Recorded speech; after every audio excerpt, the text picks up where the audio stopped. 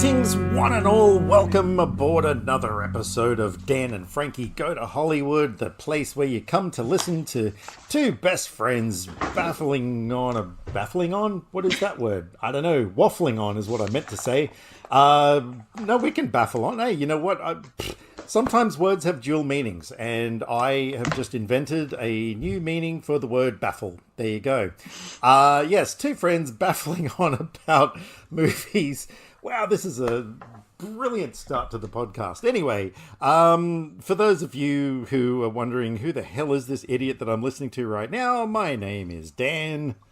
And I'm Frankie. Very regrettably right now. Well, I just feel like my brain is maybe in a slightly similar place to yours by the sound of it. I just reinvented the word baffle. I mean, I don't even know where that... I think because I was thinking of waffling, and I mean, let's face it, they're very similar words. Just, you know, one's got a B, one's got a W. Yeah, except waffling, the more you say it, the weirder it sounds. Like, how really? is that a word? Waffling. What, have you not heard of the word waffling on about? Yes, right. Of course. I just mean, it's such a weird word, and it's one of those words that the more you keep saying it, the more you're like, that's a weird word. Oh, okay. Yeah, why did everyone start saying that? Do you think baffling sounds better? Yeah, it sounds... I like the sound of it more, yeah. All right, hashtag Team I mean, Baffle. it doesn't fit, but it sounds nicer. Not at all. It's it's a non-existent... Well, for that definition of the word, it doesn't... Yeah, so welcome to the podcast where we not only talk about movies, but we also reinvent the English language. So to all of those people who are still with us after the 2 minutes of absolute fucking nonsense, how are you doing, young Franklin? How's your fortnight been? Pretty good. I actually want to talk to you about a book. Do you now? Yeah. Well, my reading is terrible this year, and last year too. I think movies are taking over some of my reading time. Yep. But I picked up this book, which I've been meaning to read since it came out, which was 2020. Right, not that long ago. And I finally got to it, and it's amazing. So I'm kind of annoyed I didn't get to it earlier. So it's called Mexican Gothic by Silvia Moreno Garcia. Right. And like the title says, it's a very gothic story, but so good. Where's it set? Oh, take a guess. It'll surprise Honolulu. you. In the lower levels of a extinct volcano that it turns out it's not actually extinct, and our characters have only got a certain amount of time to escape before it erupts again. Yeah, completely not what this book is. Mexico? Yeah. Hey! There we go. Third time lucky. Wow. So, following this woman, and she lives I think she's in Mexico City, and so she's like a socialite, so she's, living the good life, and she leaves, right in the opening of the book, she leaves a party where she's been having a good time with this guy because her dad's called her home because he got a letter from her cousin who married recently and went to live in a town in the mountains with his family, and he got a concerning letter from her, so he's like, go visit them and make sure she's okay. And so she goes to this town and meets the family, and they're all kind of weird, and they used to have money, but they don't now, so the house is all gloomy and run down. And so it's like the guy her cousin married, his cousin and the cousin's mother and their grandfather and a couple of servants. And so it's just builds as it goes. You're finding out more as it goes along about why the family is so weird and what's going on and what's going on with the cousin and all of that. And it was just really, really good. Oh, that's cool. And it's got some good body horror in it. So, right. Okay. Yeah, I was kind of reading it going, I'd love to see this as a movie. And then I'm like, maybe not, because these days you never know what you're going to get when someone tries to turn a book into a movie. But I mean, from what I was picturing in my head, I was like, yeah, this would be a great movie. Okay. Oh, cool. All so right. I now want to read all her other books, and I grabbed one straight away called Silver Nitrate, which is following a sound editor. So it's in the movie world, but I only have just started that, so we'll see. I think it's to do with like cult stuff. So, I mean, not cult, occult stuff. Oh my god, you're doing as bad as I am.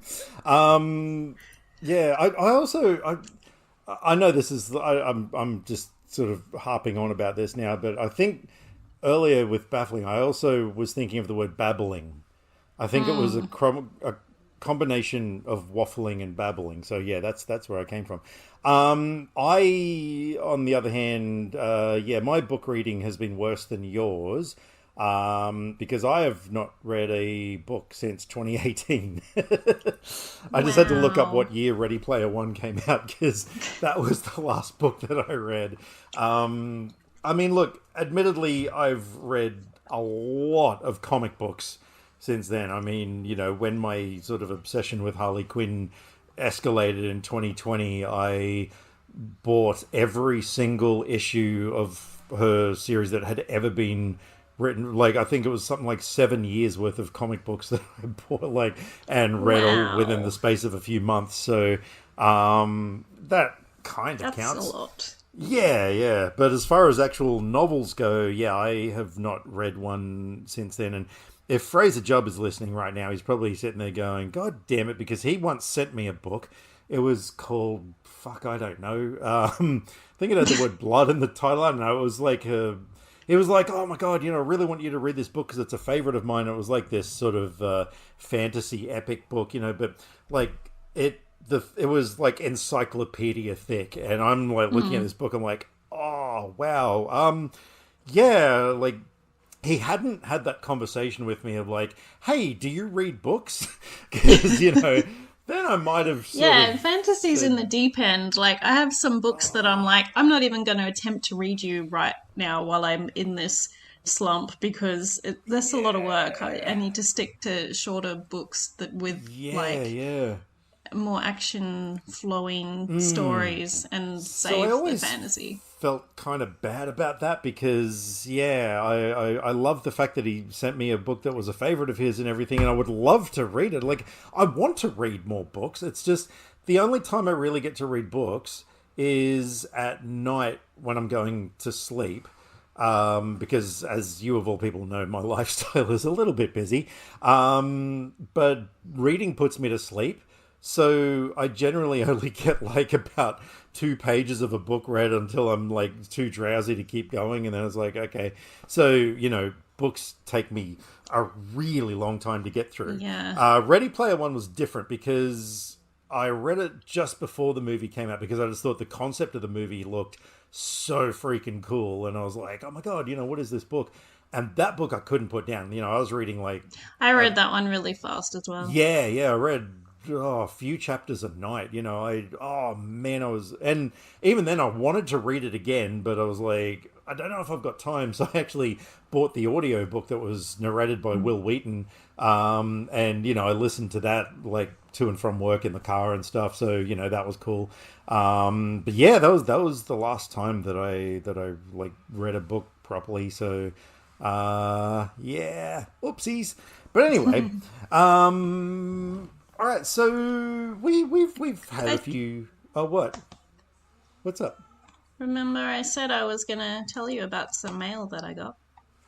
You did say that, yes. So I'm gonna shut up and let you continue, because sorry. It's all right. I'm so rude. I got this. Ooh. The Good, the Bad, and the Ugly 4K upgrade. Mm-hmm. I wasn't sure whether to upgrade as much as I love this film, but I heard a lot of things about the colouring on the Blu-ray and how they made everything a bit orange and whatever. And I don't even know if that's the same for the Blu-ray that we have here, but I was just like, well, why not? Amazon had deals, so it was cheap. Also, sure, I have that on Blu-ray. Well, yes, there it is. I can see it from here. Do you have the other two? Yes, I do. Same. Not on Blu-ray though. I think I only have them on DVD. Oh, okay. I didn't had like them as much. Right, yeah. No, I think I was the same. Yeah. But neither of them, in my opinion, hold a candle to Once Upon a Time in the West. But that's a whole other conversation. No, I think I like this one better. Controversy! I don't know. What did I give Once Upon a Time in the West? I can't remember now. Know. Did you know, fun fact, that is James Gunn's #1 most favourite film of all time? I did not know that. Yep. I mean, look, I read that once. I'm assuming it's true because it was an interview with him, but I don't know if he's changed his mind since then or whatever. But I gave it 4 stars. Okay. And what would you give Good, Bad, Ugly? That got 4.5. I think. Okay. Or did So I it's give it 5? marginally more. It's marginal. Anyway, it's marginal. Yeah. They're both good films. Exactly. Yeah. And then because this was on sale, a movie that I'm not sure if I've seen it since when it came out, but I have never owned it in any form. So I thought I might change that. Oh, nice. Titanic. It is Titanic in 4K Ultra HUD. Ultra HD. Never mind. Look, just come on, keep going. Okay, the one thing I think I bought that wasn't on sale, maybe. The German movie I was telling you about last week. Oh, How about wow. Adolf? How about Adolf? Which I am not going to say a single word because last time was a little bit controversial. But anyway. This was a fun movie. I really liked it. And it's really annoying me that I can't tell you about like one of my favorite scenes in it because I can't even give you the setup because that would be a spoiler for something, so I can't say anything about it. But yes, it's very funny. And hurry up and watch it myself then. Amazon had it not cheap, but it was the same price. If I had bought it directly from the company, because in America, of course, didn't get released here. The shipping that they were charging made it the same price as Amazon. And Amazon had 1 copy left, so I grabbed it. Oh, wow. Well, I guess I won't be buying a copy on Amazon then, will I? No, well, unless they restock. Well, yeah. Or you send yours back because somebody else wants it. No, just kidding. Why would you do that? That's just yeah, I could just lend it to you. Yeah, exactly. God damn it. Cool. Well, that's quite a good swag so far. What else you got? Yeah. I bought the Audie Murphy Collection Volume 1. Yes. Now, for those who are hearing impaired, that was Audie Murphy and not Eddie Murphy. Yeah. Yeah. Hey, at least I didn't say something stupid like, "Oh, does it have Beverly Hills Cop in it?" Oh, yuck. Yeah, I made a more mature joke. Yeah, please keep talking. Okay, this is the last one. This is an upgrade from a DVD in my collection. Dream a little dream with the Corys. The Corys are in it. Yeah. And hang on, hold it up again. Who's that? So Meredith Salinger, Harry Dean Stanton, Corey Haim, Jason Robards. Okay. Sorry, that looked like Justine Bateman on the front, but it's clearly not. You know Justine Bateman from Family Ties? No. Ah, that is her name, isn't it? Yeah, of course that was her name. This has Jason Bateman's sister. Special features on it, and so I pulled off my DVD because I was like, oh, did my DVD have any special features? Listen to these special features on my DVD. Please let Picture Disc be one of them, please. There's 4 special features. Widescreen version. That's so special. 2.0 Dolby stereo sound. No. Oh, you are living in the future. Scene selection. Wow. And interactive menus. No, what you mean you can interact with the menus? What is this technology? But it doesn't have a picture disc, does it? Does it have a picture disc? Yeah, that's boring. Why wouldn't you list that on the special features? Like some DVDs used to actually have that as a special feature, like picture disc. I love those days where it's just like you said, like 2.0 stereo sound. It's like, oh my god, really? You mean I don't have to listen to this in mono? Wow. Yeah. Oh man, that's hilarious. Yeah. Well, cool. I have not received anything in the mail. I don't think. Oh no, hang on. I think I did. Yeah. Oh shit. I got a DVD and I can't remember what it is now. Oh no, that's right. No, I remember what. Oh yeah, because after Kylie and I watched Macbeth for our homework movies this week, she got thinking of, there was a movie called O from 2001 that was kind of like it was one of those, you know how in the early 2000s like everything was developed or adapted from Shakespeare stuff, you know, like 10 Things I Hate About You and all of that sort of stuff. And so this movie O, with Julia Stiles, Mekhi Phifer, Josh Hartnett, etc. She wanted to see that, and so we went looking everywhere on the streaming services, and it wasn't playing anywhere. And then I had a look at another place where you can access movies from time to time. Not that, you know, we would do anything like that, but you know, desperate times and all that. And even then, that didn't help me out. And so I was like, all right, fine. So I ordered the DVD on eBay, which was like, I don't know, $7 or something. And then the day it arrived, I went upstairs and I was like thinking to myself, oh my God, you know, best fiance ever. And walked into the room and was like, hey, look what I got. And she's like, I actually already have it on DVD. I just don't know where it is. I was like, oh, for fuck's sake. So we now have 2 copies of it. But at least we know where this one is. So Andrew Keegan on the list too. That always takes me back to the 90s to see his name. Right. Well, yeah, I didn't really know. Well, I don't know what this movie's going to be like. But it got, I think, like the Rotten Tomatoes score was pretty decent and stuff. So... yeah, so yeah, it's taken from Othello. Yeah, the most popular review. Maybe Othello isn't the best choice for a modern sexy teen Shakespeare adaptation. Well, who knows? So yeah, so anyway, that's on our list of movies to watch. But speaking of movies, there's been some trailer action going on lately, hasn't there? Yeah, there's been a few things. Yeah, how about, well, do you want to start with the one you showed me today? Because that looked rather interesting. Oh, yeah, I was hearing about this movie called The Substance, right? Yeah. And apparently it's quite a wild movie, and the trailer looks intriguing. It really does. Yeah, Yeah, little words on screen saying it's like one of the best performances of Demi Moore's career, so... It's pronounced Demi Moore. Is it? Well... yes, it is. You've got to get it right if you want to sound like a film talky person, as Nobbins would say. There we go. So far we've had a Fraser Jubb and a Nobbins and a Kylie shout-out. Boom, there's the trifecta. Yeah, no, I was really intrigued by this trailer. It just looked different to anything that I've seen lately, you know, and let's face it, like whenever something like that happens, it's quite welcome. But yeah, I am very keen to see it. So, okay, so this film's already premiered and stuff. 19th of May think it's out Cannes very Film soon. Festival. Theatrically released in the United States on September 20 and in France on November 6.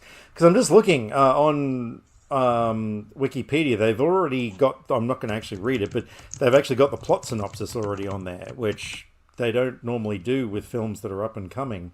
So Yeah, it looks like we get it here on the 19th of September. Okay. 90% on Rotten Tomatoes at the moment. So, yeah, no, I would encourage everyone, go and check out this trailer, The Substance, on YouTube. Because, and I think the trailer was good as well, because it was one of those things that it shows you enough of what the plot is about, but it still left me wondering, like, okay, what is actually going on in this story? Like, Apparently it won Best Screenplay at Cannes as well. Right, okay. Yeah, no, I'm very curious about that one. So, yeah. And on the other end of things, there was a new Marvel trailer that I actually didn't even bother looking at this trailer when it first dropped, and that was for. I ever since Bullet Train, I feel the need to look at anything that Aaron Taylor Johnson's in because his character in Bullet Train I loved so much, and Yeah. so whatever else he's done, he's Yeah. just what's his name? Was he I don't know. Tangerine? No, he was. He I was. can't remember which one he was. Yeah. He was one of them. Anyway, he was the best. Well, I mean, like, okay, you and I, we dug Morbius, we thought it was cool and everything, but, like, it wasn't, like, it didn't exactly make my top 10 list of that year or anything like that. And so these kind of non-MCU Marvel films, I don't know. Especially for characters that I know nothing about, I'm just kind of like, take it or leave it. So when that trailer dropped, we're of course talking about Craven the Hunter. That's the name of it, isn't it? Yeah. Yeah. I ignored it. I was like, whatever. But then, you came along and said, "Oh my god, this thing is like so brutally because I violent." watched it. Like I know I watched the trailer like way back whenever they released something, but I couldn't remember it. And then I watched this one and I was surprised at how violent it was, and it was showing people like being ripped apart and stuff, and I'm just like, wow, this is going hard. And it was all action, so looks quite entertaining. It does. After, like, based on your recommendation, I was like, okay, let's give it a look. And it looks like a lot of fun, like in a really kind of, brutally twisted sort of a manner. But, I'm definitely on board with this film now. I mean, I still know absolutely nothing about the character and, The trailer kind of makes it. Well, their name really sounds like if you get on his bad side, watch out. Yeah, because the trailer's pretty much just showing him hunting people down. So I don't know if there's like a involved plot in it, but it doesn't bother me. But hey, look, it might be another Morbius situation where the whole world hates this film, and you and I are like, hey, well, I mean, it's a Marvel time. film, so there's going to be a lot of hate. Either way. Of course there is. Yeah. But speaking of movies that are generating a lot of hate, another trailer came out for a film teaser trailer that I saw an article headline today that said apparently it is the number one most hated trailer of all time. Which I thought that accolade might still go to Ghostbusters 2016, but apparently this trailer actually, I'm going to have a look. Oh, no, you can't see the number of dislikes on things anymore, can you? Damn it. Good one, YouTube. Ruin our fun. That is, of course, the teaser trailer for Snow White. Do you think this is the worst trailer ever, then I think it says more about you than the trailer. Because... Oh, my God, absolutely. So, you sent me a link. You were like, hey, Snow White trailer is out. And I said it was beautiful. You did, and I was intrigued. Because I'm not one of these people that's like, shake my fist at all the live action remakes. Because I thought The Little Mermaid was freaking brilliant. Lion King absolutely sucked a big one. But that was a bit different, though. Yeah, because Beauty and the Beast is the other one I would go to. Yeah, like that was a Cinderella. I'm digging all of these films. So I watched this trailer and. Now, this is the part where possibly a lot of people are going to tune out of the podcast, but oh my God, that was one of the most visually stunning things I have seen since the last time I looked in a mirror. Anyway, I just wanted to see your reaction. No, seriously, every single frame of that trailer, I'm just sitting there watching this thing. I'm just mesmerized by it.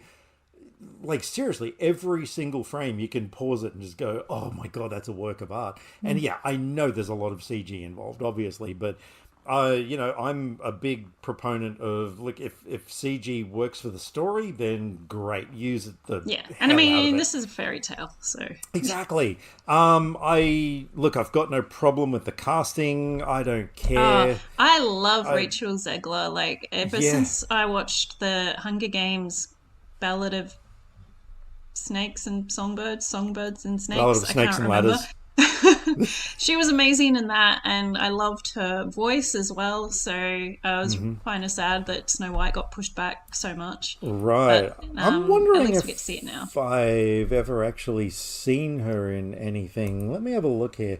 And look, I do get the thing, where people are saying, oh, but the reason why Snow White is called that is because her skin was, as pure as snow. I get it. Okay, like that's fine, but actually, hang on, let me just have a look. No, hang on, Shazam, Fury of the Gods. Yeah, Oh, she was Anthea in that. I remember her. Yeah. No, I thought she was really cool in that. Yeah, so look, I get that thing where people are saying, "Ooh," but this is a different take on the story and everything. It's like the whole thing with, once again, people criticizing Lady Gaga's version of Harley Quinn because that's not the origin of the story. Like, yeah, this is something else. So just move on, get with it. Like, and then of course people are like, ooh, how can they say that Rachel Zegler is, more beautiful than Gal Gadot and everything? It's like, well, oh god, just fucking watch the movie, just it's a subjective yeah, thing anyway about exactly, who the isn't most it? beautiful person is. Yeah, And yeah. it's just part of the story. It's like, you watch a teen comedy and there's the male heartthrob that all the girls are in love with, but he might not be your type and you're not into him. Doesn't mean the movie is ruined because they all think he's hot and you don't, so Yeah. you can't enjoy it. I mean, look, to be honest, half the guys that you develop crushes on, I sort of think to myself, really? Okay, like, but I just roll with it Not all because, about looks. and it's not all about my opinion, Yeah. It's like, I totally get that. Doesn't matter what you think about my crushes because it's just my fun thing for And me. that is why I always support you, even when you sort of, pick a guy and I'm just like, wow, you could do so much better. But I'm like, it doesn't matter. Who? This is, Now hey. I'm curious who you think the uglies are. Anyway, so moving on. Look, there's just yeah. I'm actually, you know what? I'm not getting into this because you know how absolutely nitpicky I am when it comes to people's looks and stuff. So yeah, this is going to turn into like an entire hour of us debating whether or not Kyle Gallner is good looking and stuff like that. So yeah, I am Hey, respectfully I bowing have out. talked about his looks before and how he's not the like typical guy, and that's why he can play a sketchy guy so well. And Yeah. that's kind of my thing.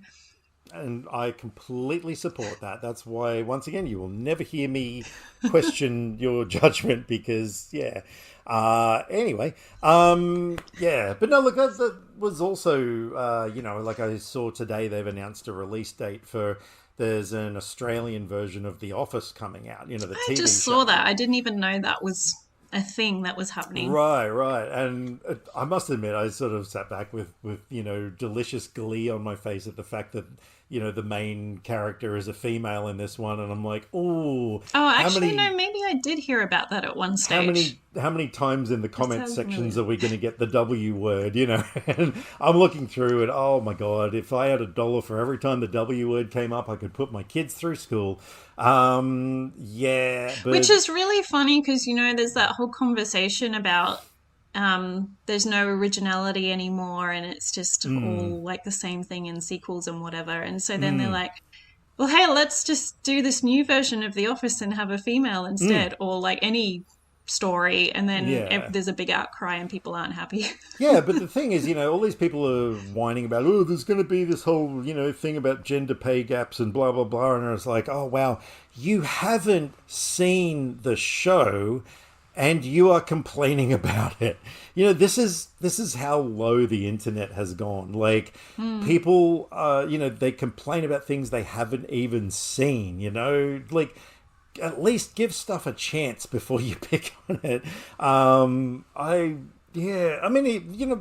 The Crow, like, this is a great example for us. Like, we're questioning every reason why this film exists, and we are expecting that it's probably not going to be as good as the original.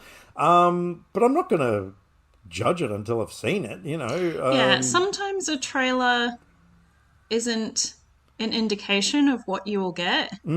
I have very, very low expectations, but I have trust in Bill Skarsgård that maybe he can pull it off. So we'll see. I'm torn because I normally would skip this at the cinema probably because everything I've seen tells me no.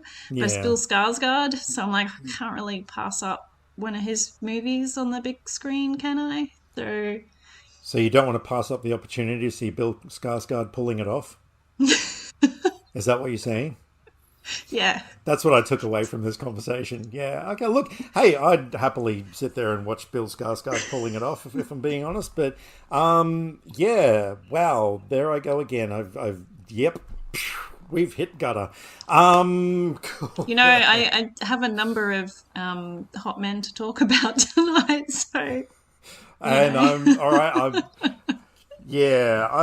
not. I didn't realize how many until I'm looking at my films and going, oh, this actor's in that, this actor's in that. I fell in love with this character, and I'm just like, oh yeah, there's a few.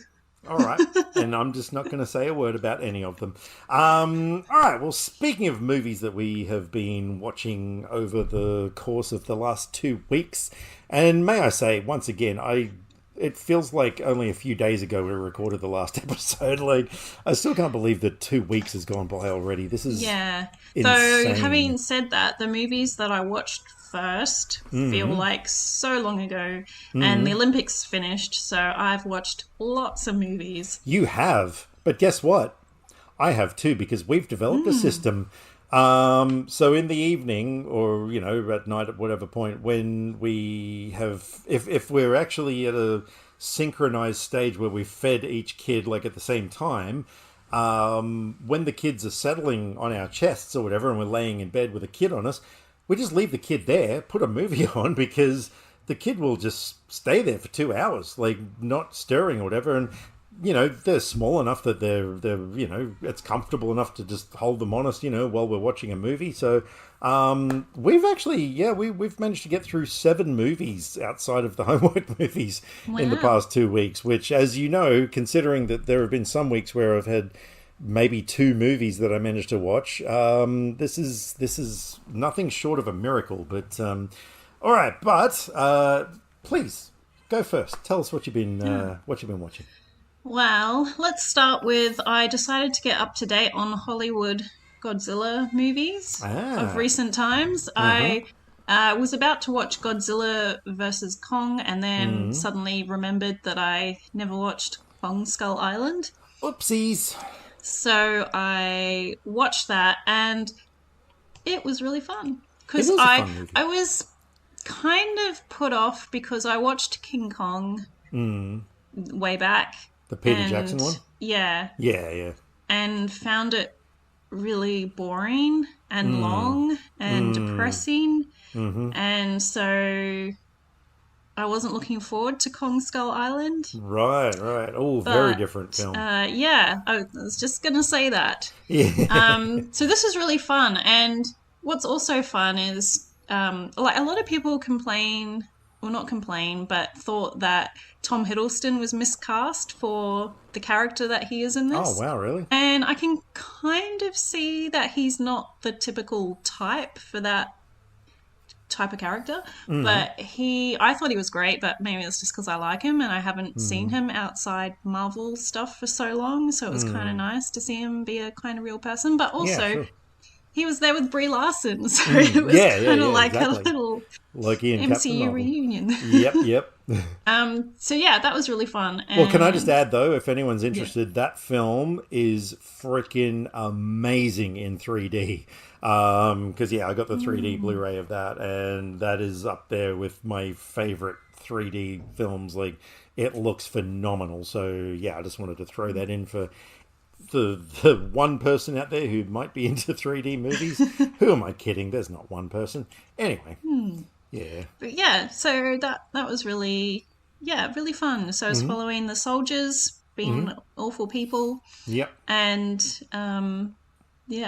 other guys being good, just trying to survive and stop people from hurting the animals. Yeah. And Shea Wiggum was in it, stealing the scene as a supporting character, like he does in pretty much every movie he's in. Right. So it was fun to see. Good stuff. So then I moved on to Godzilla versus Kong, which was even better. And I'm just trying to remember. I hate it when I watch related films and they just all become one big story in my head. Yeah.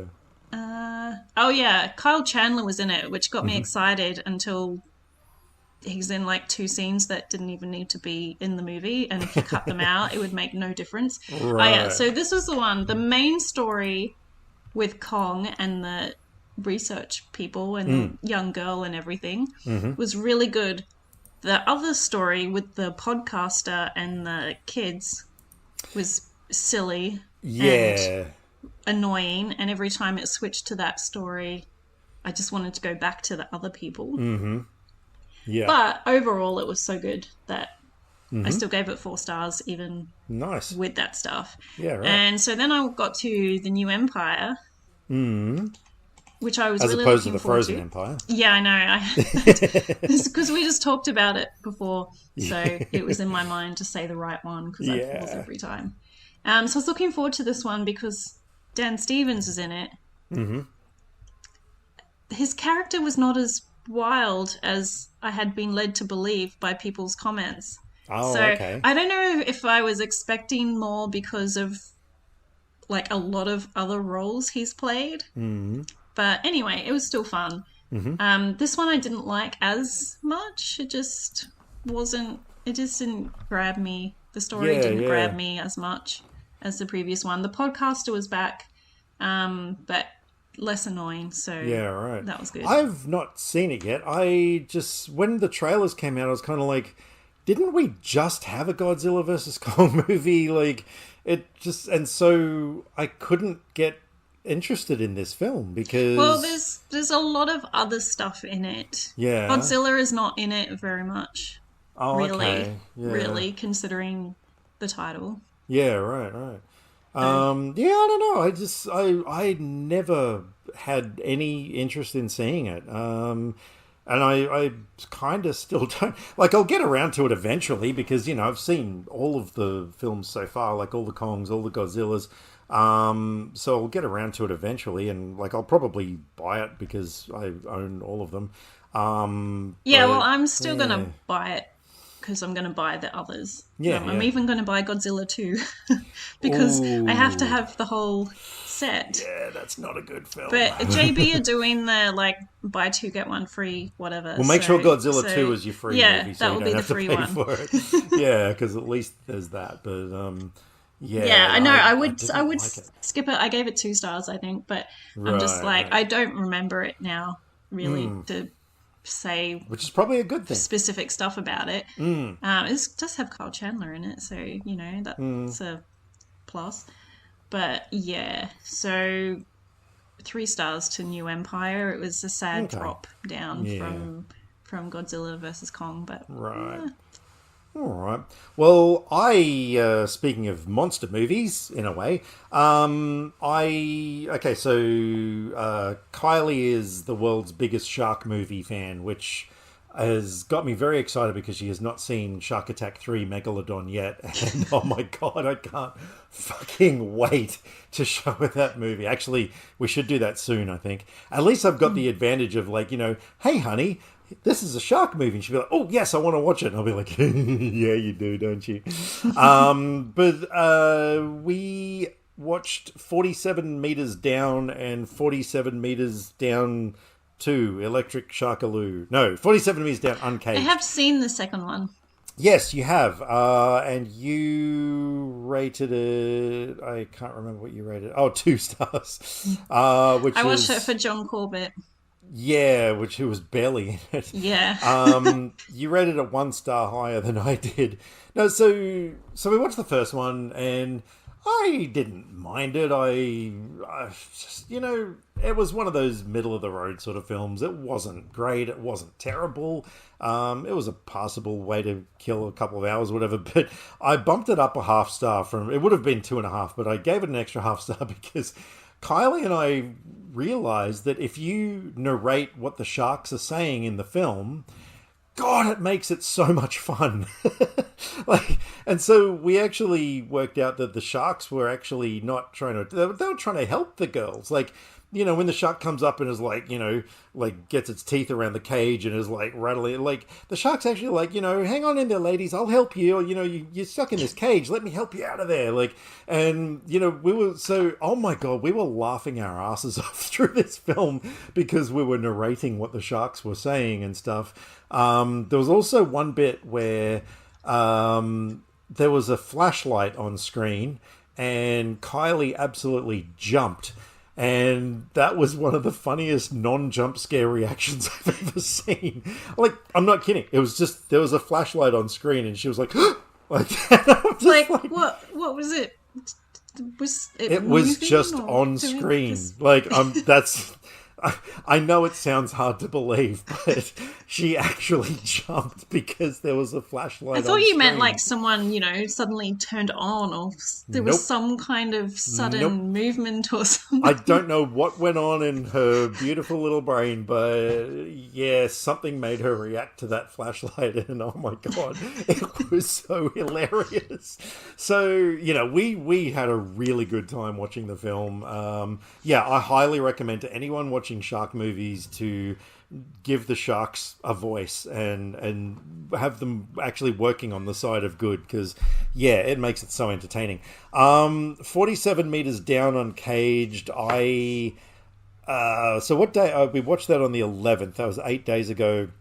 I have actually forgotten nearly all of it already. Oh my God, that was terrible. That was so bad. Oh no, that's right. Okay, I'm just actually reading my own review. Came for the screaming fish, was not disappointed in the screaming fish. The rest of the movie was an absolute fucking bag of turds. There is a moment in the film where a fish screams. When they're in the underwater system of, the underground structure or whatever it is. There's a bit where a fish is swimming around and it just lunges at the camera lens and stays there and screams. And I'm just bravo. Anyone who makes a fish scream in a movie, unfortunately though, that was the only bit that was really, sort of in the so bad it's good territory. The rest of it was just, oh my God, it was so awful. I don't even remember what happened in the end or anything. I do seem to remember laughing. Oh, no, that's right. At the end, look, I'm going to fucking spoil it because I don't care. When two of the girls are being rescued and they're getting pulled up onto the boat, I think there was this bit where a shark jumps out of the water, but I think it happened 2 or 3 times or something. And I was just laughing my ass off because not only was it so predictable, but it just kept happening. And I'm just why just either eat the girl or just pull them on board? Oh God. That was terrible, that film. Absolutely hated it. But the first one, not so bad. So yeah. There you go. Shark movies for the win. What else you got? Let's go horror. I was scrolling through my watch list and saw Grave Encounters, which I think got mentioned on a podcast, and I'd added it to my list because it's to do with being in a haunted asylum, and any movie with haunted asylum has me interested because I guess because it's such a creepy place to begin with, this big building where all these terrible things happen to people in the past. So you kind of got the scariness before you've even started. It was found footage and had mixed reviews, so I wasn't too sure how much I was going to like it.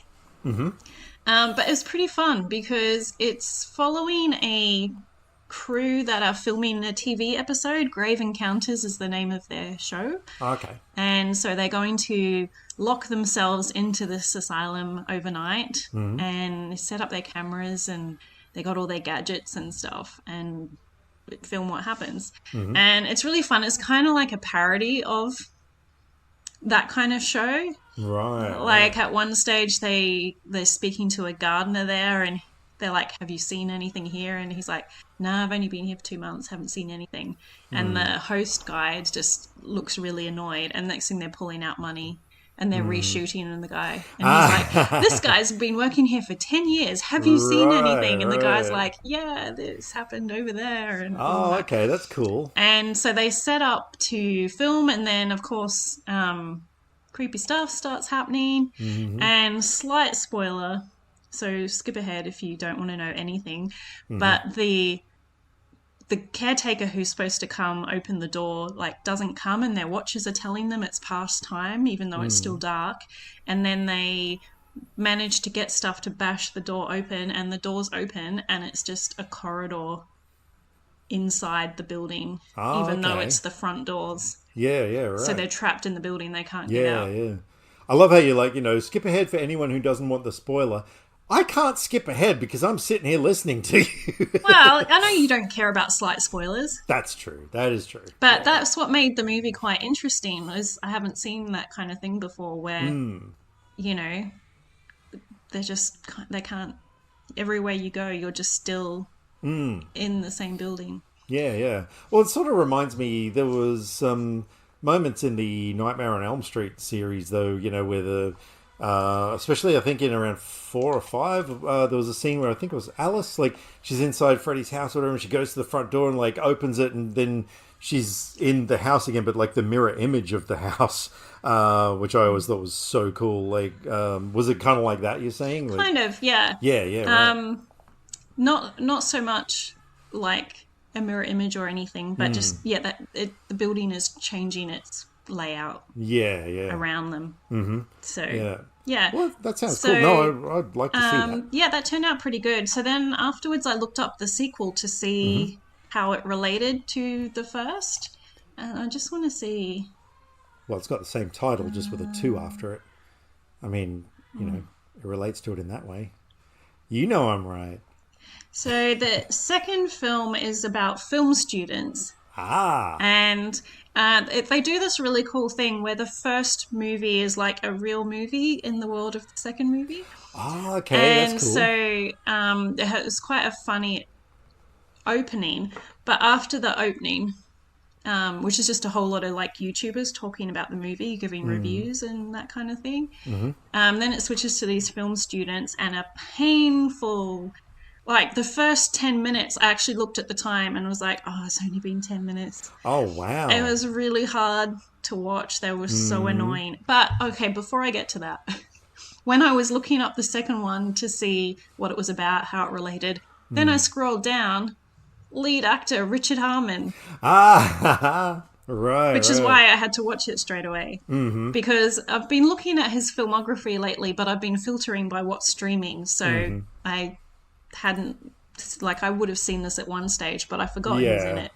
So anyway, him and a bunch of other people are playing annoying film students. But he kind of he's into all conspiracy theories about where it was filmed and what really happened and all of this kind of thing. And he becomes obsessed, and then so he's like, hey, let's go to the place where they filmed it. And,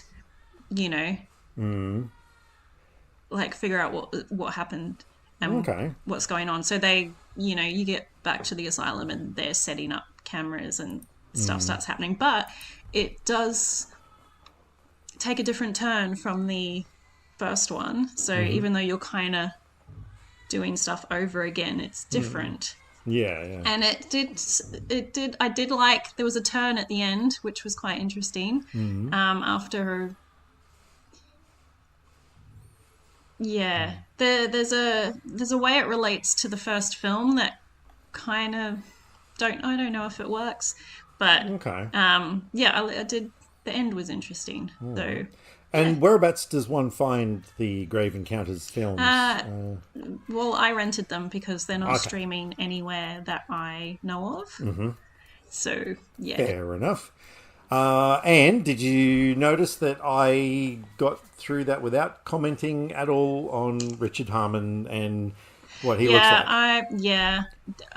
I See? fully expected you would have issues Nope. with his face. Nope, Yep. I am not saying but a word. to move on, maybe I do, but maybe I don't. I bet you do. I do. Yeah. Anyway, I already knew that. Look, Anyway, he just kind of reminds me in a way of E.T., but that's just... Anyway, let's just keep moving on. Like, his eyes are way far apart. Anyway, damn it. I'm so close to just, like, ending this call right now. Oh, wow. Please don't. Because then I'll have to do the whole You could have just podcast kept by that myself. thought in your head. I know, I could have. But this was a lot funnier doing it this way. Because the two people who are now listening to this podcast at this point are like, oh my God, that Dan guy, what will he say next? He's just baffling on about everything. Cool. Well, no, I would like to see the Grave Encounters films. That is a good recommendation. You've sold me. The train of thought I was going with. Uh-oh. After watching... Oh, no. After watching that movie, I was like, hey, let's watch some more Richard Harmon. Of course, because he's a good-looking guy. What? So, I also was just having a time where I was like, I'm just going to watch this movie that looks like a generic teenage, young teen, preteen kind of fun thing called A Cinderella Story Starstruck. And I haven't seen any of the Cinderella Story movies. Mm-hmm. But the picture for the poster is just like a guy and a girl standing in a field of sunflowers with a pig. Lovely. Is Richard Harmon the guy in the poster? No. Oh. No. The guy is the love interest. Right. And Richard Harmon is the evil stepbrother. Oh. Yeah. Okay. So, yeah, this is about a small town girl who dreams of being a star. Oh. And I thought it was a musical at first because after a few lines she broke into song and it was like a musical, but it's just a thing she does. There's a couple of songs in the movie, but it's not like full-on musical movie. Mm-hmm. But anyway, so she lives with her evil stepmother and brother and sister because her dad died. Oh. And they make her do all the farm work because they're not farm people. Mm-hmm. And lots of snarky comments and I'm just shocked. This is like Pottersville, the Michael Shannon movie, not as crazy as that film, but just where you kind of watch it and went, wow, this went through all these people to get made. And I'm just surprised because they just went pretty crazy and over the top. Yeah, from what you sent me, those video clips that you sent me, I was like... And I was just in the opening 5 minutes. Yeah, because what did I say? Something like, Neil Breen presents or something like that. Like, yeah. Yeah, it's not like Neil Breen film. Yeah, okay. That's... How many Neil Breen films have you seen? I've seen enough videos and heard your descriptions to know. Damn it. Okay, you got me there. But yeah, so this production is coming to town with this big star, young like teen star, to make a Billy the Kid movie. Mm-hmm. And they're looking for local people, so they're holding auditions. And so she, goes to audition with her pig, John Hamm. That's crazy because there is an actor named John Hamm. So yeah. Wow. And she ties them up to go do the audition, and the movie director guy is pretty fun in this too. And John Hamm gets loose and runs through everyone, and she has to try and wrangle him and ends up in the mud, and the director's like, get off my set, don't want to see your face anymore. But she has a moment with the lead actor guy who helps her up and whatever. Yep. And so then she's like, oh, I really want to get in this movie, but how can I now? I blew my audition. So she disguises herself as a guy. Oh, right. And puts on a fake moustache and goatee, but it's like got a little curls at the end, not like a full on curly moustache, but just little curls at the end. And she looks, young teen boy with this full on moustache Are and you goatee. sure this had nothing to do with Neil Breen? Because, wow. And then she puts on a guy voice, and it's just so much fun. So she ends up getting hired, and is sort of an extra, but then ends up doing more because this other guy, there's just more comedy. This other guy called Kenny just is useless, and so she ends up having more and more to do, and talking to the main actor who doesn't seem to realize that she's not a guy, as always in these movies, but she's running back and forward trying to be like herself and the guy who she calls herself Huckleberry Finn. Oh, wow. Huck Finn, because her name's Finley, so she was like Finn, and then she was like, oh wait, I'm in disguise, so she's like, my last name's Finn, first name's Huckleberry.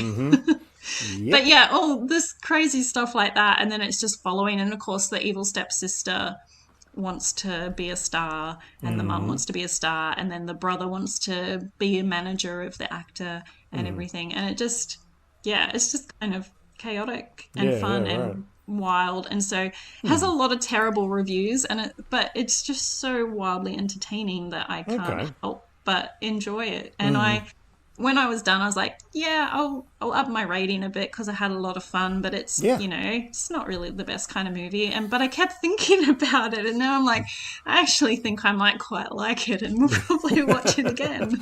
Oh, there you it's just go. so wild. And Bailey Madison is the main girl in it, and when I was looking up what else she's been in, because she's really charming, I really liked her, and she is in a horror movie that's been on my watch list. I don't know if you've heard of it. It's called Play Dead. The title's familiar, yeah. From a couple of years ago, where apparently if you divorce yourself from realistic plot lines, she fakes her death to get into the morgue to try and find out information about her brother, but then has to deal with the sinister morgue attendant guy that's Jerry O'Connell. Yeah. No, Kylie and I were watching the trailer for that not long ago, and we really wanted to see it. That's where I've heard of it from. So she's the main girl in that. Correct. That's where I've heard of it from. No, anyway, I'm just baffling on again. We saw the trailer. Did you send us the trailer? Maybe, because it was going around. I think the three of us were talking about it. And I thought Jerry O'Connell was like really unrecognizable in it and stuff, but we were quite intrigued about it and really wanted to see it. I don't think that's streaming anywhere. I've rented it. Son of a bitches. All right. So I'm going to watch that. So update next time, because I'll be watching that very soon. I would have watched it on the weekend, but the Google Play was, I think they were redoing the app or something, so it just wasn't working at all. And they had a points deal going on, so I didn't want to rent it from Apple, so Son of a bitches. Actually, I'm just thinking the director of that name is familiar. What has he done? Oh, My Bloody Valentine. Oh, Drive Angry. I just saw that recently. That's where I know his name from. He's done things like Dracula 2000 and stuff. Oh, White Noise 2. Oh, I think I only like that because Nathan Fillion was in it, and he's my biggest man crush. And also a good friend of mine, I might add. But yeah, his filmography looks a bit mixed. But anyway, I'm very keen to see that one. Getting away from horror and onto comedy. I watched a movie. This was actually nearly everything I've watched this time around has been suggestions by Kylie, but anyway, this one on the other hand was a good film though. Dead Man on Campus, which according to Letterboxd you have seen, but you didn't rate it. Yeah, so had you not seen this before? I have seen it before. I actually owned this film on VHS, like an actual store-bought VHS back in the day. Yeah, I haven't rated it because I haven't watched it since I've had Letterboxd. I do really like it. Yeah, it was one of those films that when it came out in 98, I think, the following year I started working in video stores, and it was like one of those films that, a lot of people rented a lot. Like it was a, big one, I guess, for like the stoner crowd and stuff. But I remember watching it and just I really enjoyed it at the time. But it's one of those films to me that, you know, you're loving it while you're watching it, but then it's not the sort of film that you sort of like, you know, oh my God, I can't wait to revisit that film anytime soon. Because, like, I hadn't seen it in years. Like, it had been a really long time. But not only that, you know, I can't imagine a film like this being made now. Because, you know, of course, the premise is these two college students, one of them who's a, you know, meticulous straight A student, and you know his roommate who he's just kind of shacked up with is like a, you know, the sort of party guy or whatever, and because the party guy has a bad influence on him, his grades are suffering and everything, and he realizes that he's about to lose his scholarship. But then they find a clause in the university's charter that if a roommate commits suicide due to grief and stuff, the roommates will be given straight A's, like, you know, no questions asked, which is kind of far-fetched, but, you know, it's a movie, who cares? So these two go about trying to find who's the most suicidal person that they can bring in as a roommate, and yeah, I'm just watching that and I was like, oh my God, so many people nowadays would just complain about this film and all that sort of stuff. But, you know, this was back in a day where, like, yeah, it was fine to do stuff like that. But I didn't realize that because, you know, it's been so long since I've seen it that there were people like Alison Hannigan, Jason Segel, Linda Cardellini. There were like all these people in it that had kind of minor roles. Jason Segel, though, played this guy who was like this angry student next door who was just so fucking fired up all the time and everything. And because it was 98, like, I mean, you know, this is so old now. God, I can't believe I just said those words. Damn it. Technically, it is old. Yeah, he looked so freaking young. And I'm like, watching, I'm like, that's not Jason Segel, is? And Kylie's like, yeah, I'm pretty sure it is. I'm like, it looks like him, but I think it might be someone who looks like him. But we looked it up, and yeah, sure enough, it's him. But the absolute standout in that film, and I'm sure you'll obviously remember, Cliff O'Malley, played by Lachlan Munro, and this was my first time seeing Lachlan Munro in a film, and so this was the character that I remembered him by. But he is the most self-destructive, nihilistic, wild, chaotic person I think I've ever seen in a film. This is the kind of guy that will do absolutely anything, just, you know, for kicks. He's kind of, you know, permanently drunk. He is an absolute, like, you know, misogynistic, rapey type person, who has no moral boundaries whatsoever. And because the character is so incredibly extreme, it just makes him so entertaining. I mean, you know, like, the guy is just a danger to everyone around him, sort of thing. Like, you know, there's no way you'd ever want to hang out with this guy or anything like that. But, you know, to watch him in a movie is amazing. So the film is actually worth watching just for his character alone, I think. But yeah, but no, I was very happy to revisit that film. And like I said, I probably won't go out of my way to watch it again in a hurry. But if it does happen down the track, you know, like, oh yeah, I'd happily watch it again. It's one of those films you can just sort of turn the brain off and, you know, have a laugh. So yeah, definitely recommended to people who like good things that are fun. Yep, there you go. Hey, some people don't like fun movies. That is very true. That is very, very true. But speaking of fun movies that are comedies, what a segue. I finally watched Valley Girl. Right, which right. Obviously I've known about for many years. Mm-hmm. And it's so funny watching it now because it's so 80s. Right. And in, like, the most hilarious way. So this is, I think, maybe the first feature film for Nicolas Cage. He's in some TV movies, but I think this may be the first. Anyway, Okay. it's one of his earliest roles. Mm. And so he plays this kind of punk kid from Hollywood, and he's at the beach with his friend one day, and the friend overhears in the line the girls talking about having a party, and they say the address, so he remembers it, and then he goes to Nick Cage and is like, hey, we should go to this party. And he's like, oh, I don't want to go to the Valley. And he's had a moment with the main girl, played by Deborah Foreman. Julie, they are. Randy and Julie. Right. And so they crash the party. It is so funny. When they walk into the party, they look really cool. They're just wearing black, and they got like, you know, what the friend's got necklaces and got like red dye in his hair and everything. And they're just looking all cool, and everyone's looking at them like they are the worst, and, including this guy who's wearing this like multicolored fluoro jacket, just like the worst guy at the party. But yeah, so they end up getting kicked out, but because Julie's just broken up with her boyfriend, and so she's chatting to Randy, and the ex doesn't like it, so they get thrown out. But then Nicolas Cage can't stop thinking about her, so he's like, no, we've got to go back. And he sneaks into the bathroom and just like hides out in the shower as all these people are coming and going in the bathroom until she comes in, and he talks to her, and he's like, hey, let's get out of here. And she's like, my best friend has to come. And he's like, okay. So the four of them go off. The friend is the biggest bitch ever.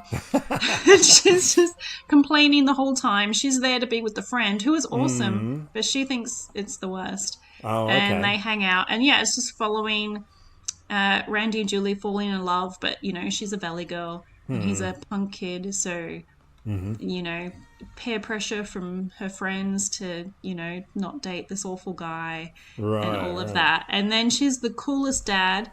Her parents run a health food cafe kind of place. And you don't get parents like this in movies very much. He's like super cool, and she has chats with him about her life and stuff. Right. And yeah, so this is like a typical opposites attract teenage rom-com kind of movie, except does things differently than expected. And Okay. yeah, I loved it. It's got some cool stuff. They go to a bar and there's bands playing, and yeah, and it's just following them. Right. You know, there's not a huge plot. It's just, you know, bit of drama, bit of fun stuff, and yeah. I love the top two letterbox reviews. The first one, huge endorsement for dating a big old doofus. But then the second one, I really love this one. At no point did Nick Cage wear the incredible outfit he's wearing on the poster, so I demand a refund. Yeah, and in the poster, he's got like coloured hair, and he doesn't do coloured hair. The friend does coloured hair, that and is only outrageous. one colour at a time. Because in the poster, he's got like a black, you know, like a sort of a vest. That's open with a tie around his neck, and then tight black pants and black boots, and like ripped abs, very muscly and stuff with coloured hair. So I can imagine I would probably and she doesn't wear that outfit either.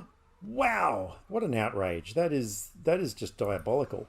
Well, I'm glad you enjoyed it, and I'm sure it's. I'm sure it was better than the next film that I'm going to mention that we watched. Now, so recently I got Kylie interested in in like Charles Manson and the Manson family and the Tate LaBianca murders and everything, which I have been hugely fascinated about, like ever since I read Helter Skelter back in the late 90s or early 2000s or something, which, yes, was another book that I actually read. So there was a movie that I think Kylie had singled this movie out that she wanted to see it without even actually realizing that it had been about, you know, tied in with all that stuff. But it was a movie from 2019 called The Haunting of Sharon Tate. Sharon Tate, of course, was the wife of Roman Polanski, who was murdered by the Manson family. She was 8.5 months pregnant and got rather stabbed. which, yeah, wasn't a good thing.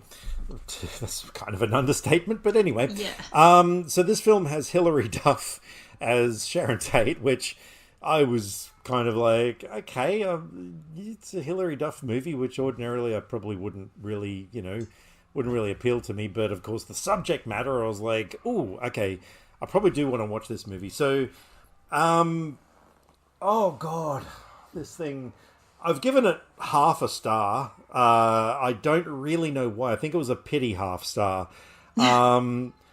This film was fucking terrible. So the premise is that a few days before the event, Sharon Tate starts having premonitions about, the killers and, what's going to happen and all this sort of stuff. And so then the night that it actually happens, because she's kind of forewarned about it, she is able to kind of, change the course of history, and she and the group that she's with sort of wind up turning the tables on the Manson family members, and end up killing them and stuff, but then as they're walking away from the crime scene the next day or whatever, she turns around, and look, if anyone cares about spoilers, turn your ears, but who cares? So at the end of it, she turns around as they're walking away, and she turns back and goes back to the house and looks, and all of their dead bodies are on the lawn, in body bags or whatever, and she lifts up the bag with her own body there and is looking down on it. So it's like, oh, okay, so she didn't actually change, what?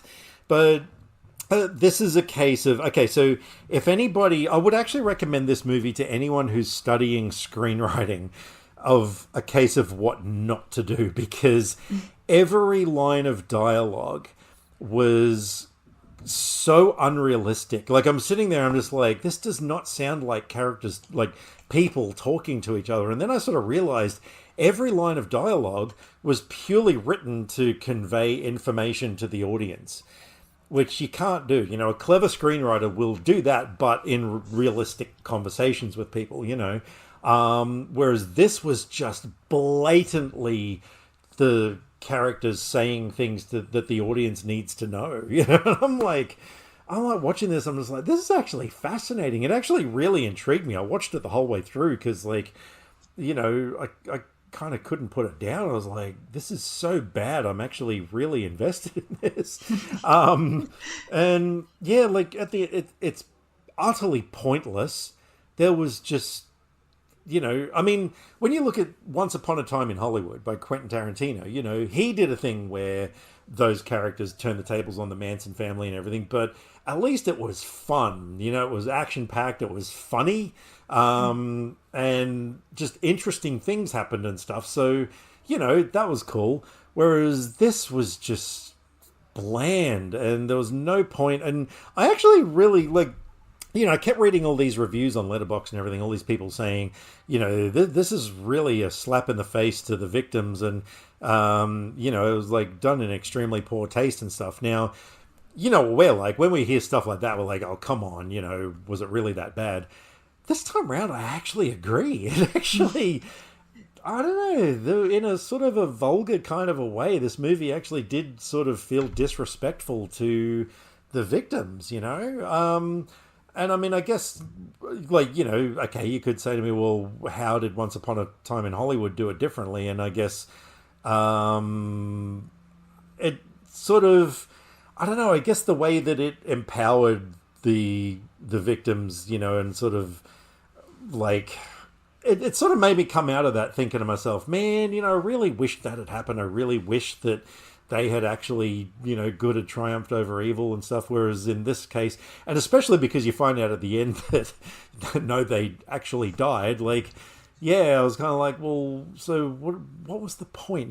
I think the only reason I gave it a half star was because they actually did do their research. It did actually use real news clips at the start from, when the event actually happened, which I thought was, kind of fascinating. And from what I've seen of like the crime scene photos and everything, the way that they reconstructed the death scenes and stuff around the house, like they actually really recreated things, quite authentically. So, but that's the only good thing I can say about it, and even that's kind of morbid. So, yeah. So look, yeah. If anyone's thinking of watching The Haunting of Sharon Tate, do not. I wouldn't even recommend it if you're like the world's biggest Hilary Duff fan. If anything, this movie is going to make you utterly hate the woman. So, yeah. Anyway, there you go. Well, tell us something good. Yeah. Well, my last movie I'll talk about is a fun one. The Instigators, the new Matt Damon, Casey Affleck film that just came out, and so they don't know each other. They get thrown together to do a heist, and Matt Damon's doing it because he wants money. Casey Affleck knows the guy and has, I think, recently-ish, but was in jail anyway, and relating to a previous job. So they going together because they're having an election for a new mayor, and there's an event on at this place, and everyone will be paying cash for entry or whatever. So they're going to have a huge stash of cash overnight until it gets collected in the morning, and so they're going to break in and steal the money. Right. And so it's those two plus this other guy, and they break in and everything goes wrong. There's like more people than there should be, and the other guy won. So, but the current mayor refuses to concede. So stuff is still going on in the building. Right. And then they get to the safe, and there's like almost nothing in it because the guy was like, "Oh, we had so much money. There's been 2 pickups already." Right. So yeah, everything's going wrong, and then they end up trying to get out of the building that they have old maps for because the other guy was bad at research. And they end up in a bit of a shootout. Okay. And a cop dies. Or like I don't know if I think he's a cop, not like on duty, but he's at the place. Yeah. And the useless guy dies. And so Matt Damon and Casey Affleck, is similar to Ambulance. They managed to get out and get in the armored car that's come to do another pickup and escape. And then basically the useless guy was like stealing people's valuables when there was no money. And just to make everything worse, they have this bracelet from the mayor that he really wants back. So he's sending people to get it back. The cops are after them. And while this is happening, Matt Damon is a ex-Marine, and he's been seen as a psychologist played by Hong Chow. Okay. And she gets brought into it because Casey Affleck gets shot. And so he's like, you're a doctor, right? Come, help my friend. And so she's like, oh, okay, but will have to be your hostage. So she's their hostage. Right. And and then it's just this crazy movie of them trying to escape and not get caught and come up with a plan of, everything's going to go. But it's just such a fun movie, co-written by Casey Affleck, and there's so much great, funny banter between people, especially Casey Affleck, his character. Right. I loved him. He's just I don't know how to describe it, but he gets a lot of the funny lines. Yeah. So I had a really good time with it. So Well, that sounds good. That was fun. Well, I've still got 3 movies to quickly go through, so I'll just go through them as quickly as I possibly can. Look, one of them I revisited, one of my most favorite movies of all time. Kylie and I were trying to think of a movie to watch, and this one came to my mind. I was like, oh my god, yes, you need to see this movie. So that was a movie from 1997, written and directed by Trey Parker, and that was Orgasmo, which, oh my god, I just the love in my heart that I have for this film is astronomical. So this is a movie about a Mormon who he and his partner are going around door knocking, and they wind up at this mansion where they're filming a porno film of this superhero character named Orgasmo, who, has a costume and a cape, and he's got this device on his arm called an orgasmerator, which, when he shoots people with it, they have an orgasm and pass out kind of thing.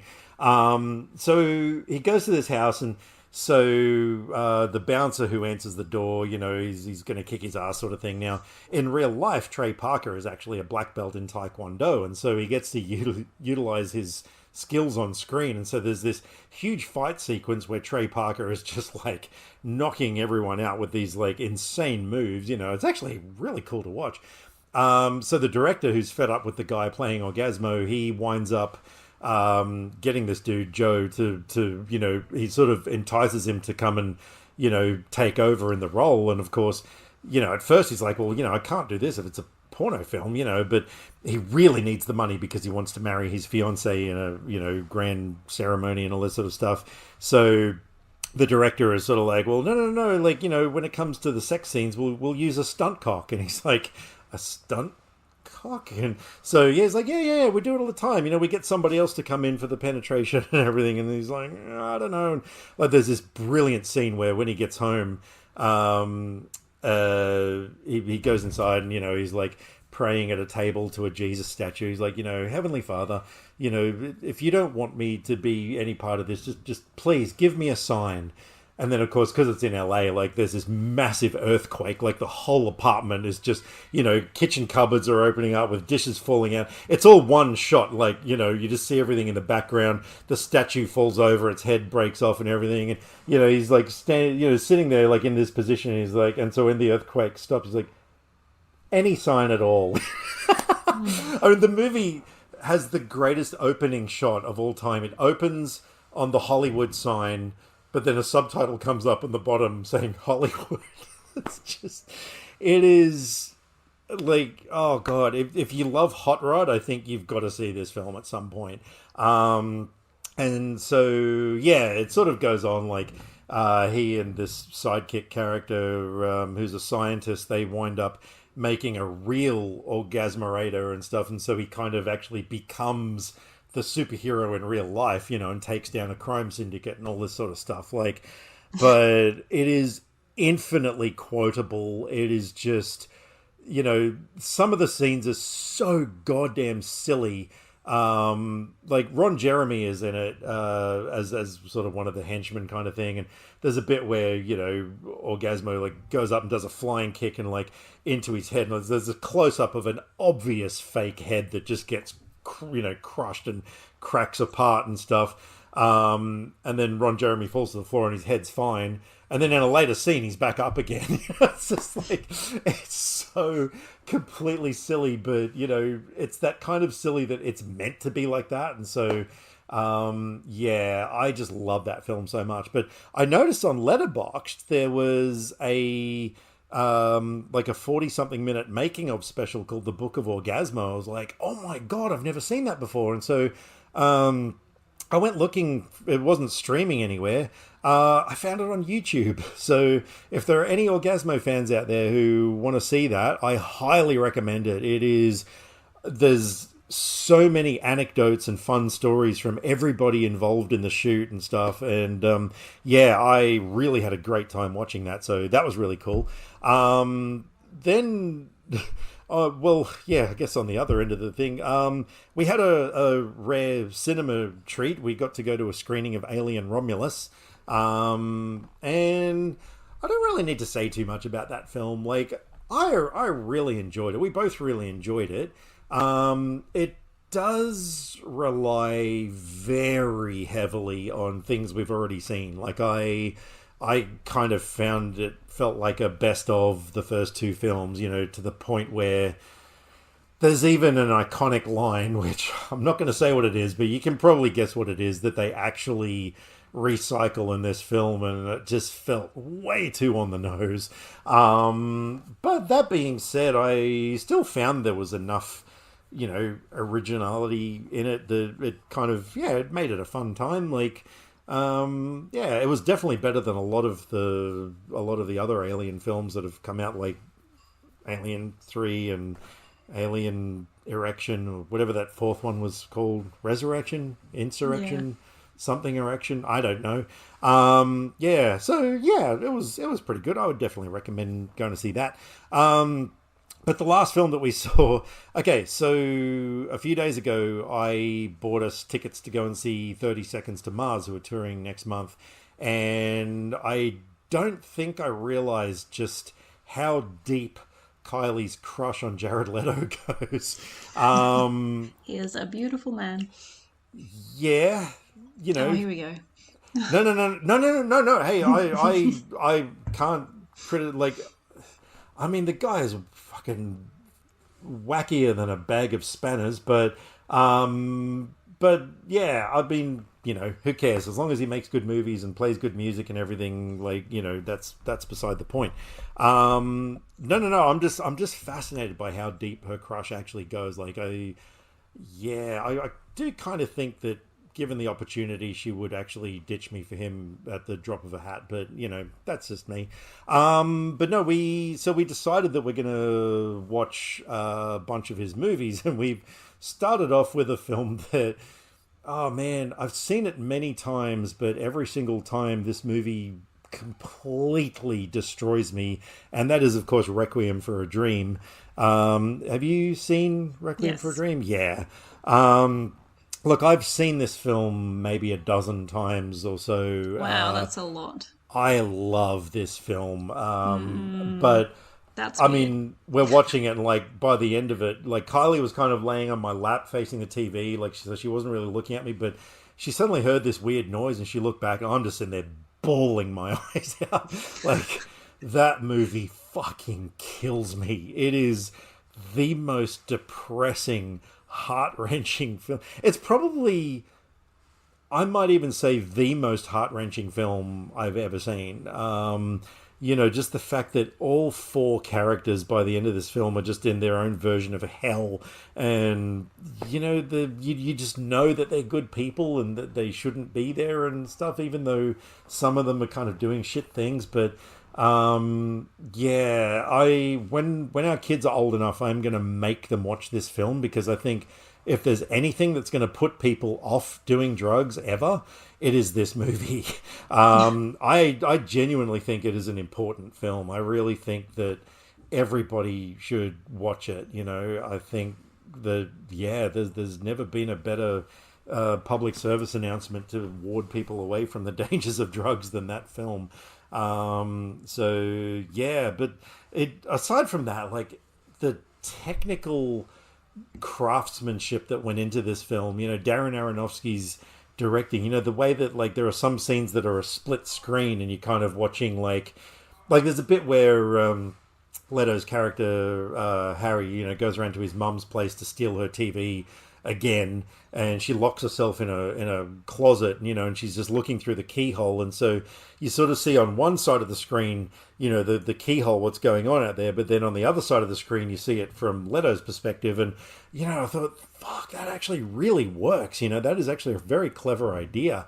There's some really great editing styles and everything in the film. The musical score is just one of the best music scores I think ever made. And I know that's just my opinion, but honestly, the score to this film by Clint Mansell, who was the lead singer of Pop Will Eat Itself, is just, oh my god, it's phenomenal music. Yeah, it is one of those films that I honestly couldn't possibly fault it in any way whatsoever. So, yeah, if you guys are after a really, really bleak, disturbing film that's going to make you absolutely happy for everything that's going on in your life, no matter how bad you think it is, then Requiem for a Dream is for you. So, yeah, there you go. That rounds up the movies that we've been watching. Yeah. Now, you have been thinking away and coming up with things since Nobbins is away, our script writer. He is away on holiday this week, so he has not given us a a scenario, the Wicked Witch is taking a break for this time, but you came up with this idea a little while ago, and now it is time to spring it into action. So we are now introducing a new segment, which, well, it's sort of a sub segment. I'm not going to, make music for it or anything like that.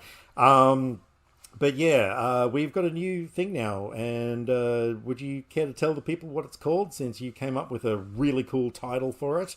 Well, not really. I just got the song in my head. Yeah, but it's good. Reelin in the Years. Yes! Welcome everyone to your first installment of Reelin in the Years, where we are going to be going back through time year by year. Don't worry, we're only picking 1 year per episode. And we're going to, well, initially it was meant to be 3 films that we were going to choose that we felt were underrated or underseen, ones that not enough people had heard of. And yeah, but I kind of thought to myself, oh my God, I hope, because I don't watch as many movies as Frankie does, and so I was kind of a little bit nervous. But we chose the year 2020 to begin with, and I also thought to myself, wow, that's an interesting choice, being that the cinema industry was absolutely obliterated that year by the pandemic. So were there even any movies released that year? Yeah, once I got to 5 movies, I was like, oh shit, I better stop now, because that's not 3. But then you said, okay, let's do 5, and so you were... Yeah, but I don't have 5 now, because I had a short list, but some of them were not especially underrated or underseen, so... Okay. Well, look, I can leave 2 of mine as honourable mentions, and not really go into them. So you've got 3, have you? I've got 4. Okay, but we reckon that one of them... Yeah. There's an obvious one there. Yeah, so we've been talking about this today. We haven't mentioned to each other what the movie is, but we've got a really strong feeling that we've got the same movie on our list. Should we talk about what that is now, or should we wait till we get into the list? What do you reckon? Well, I don't know. Save the best for last. Okay, all right, let's do that. That sounds good to me. So you got 4, do you? I've got 3. Oh, 3. And that one. And that one. Okay, well... Yeah.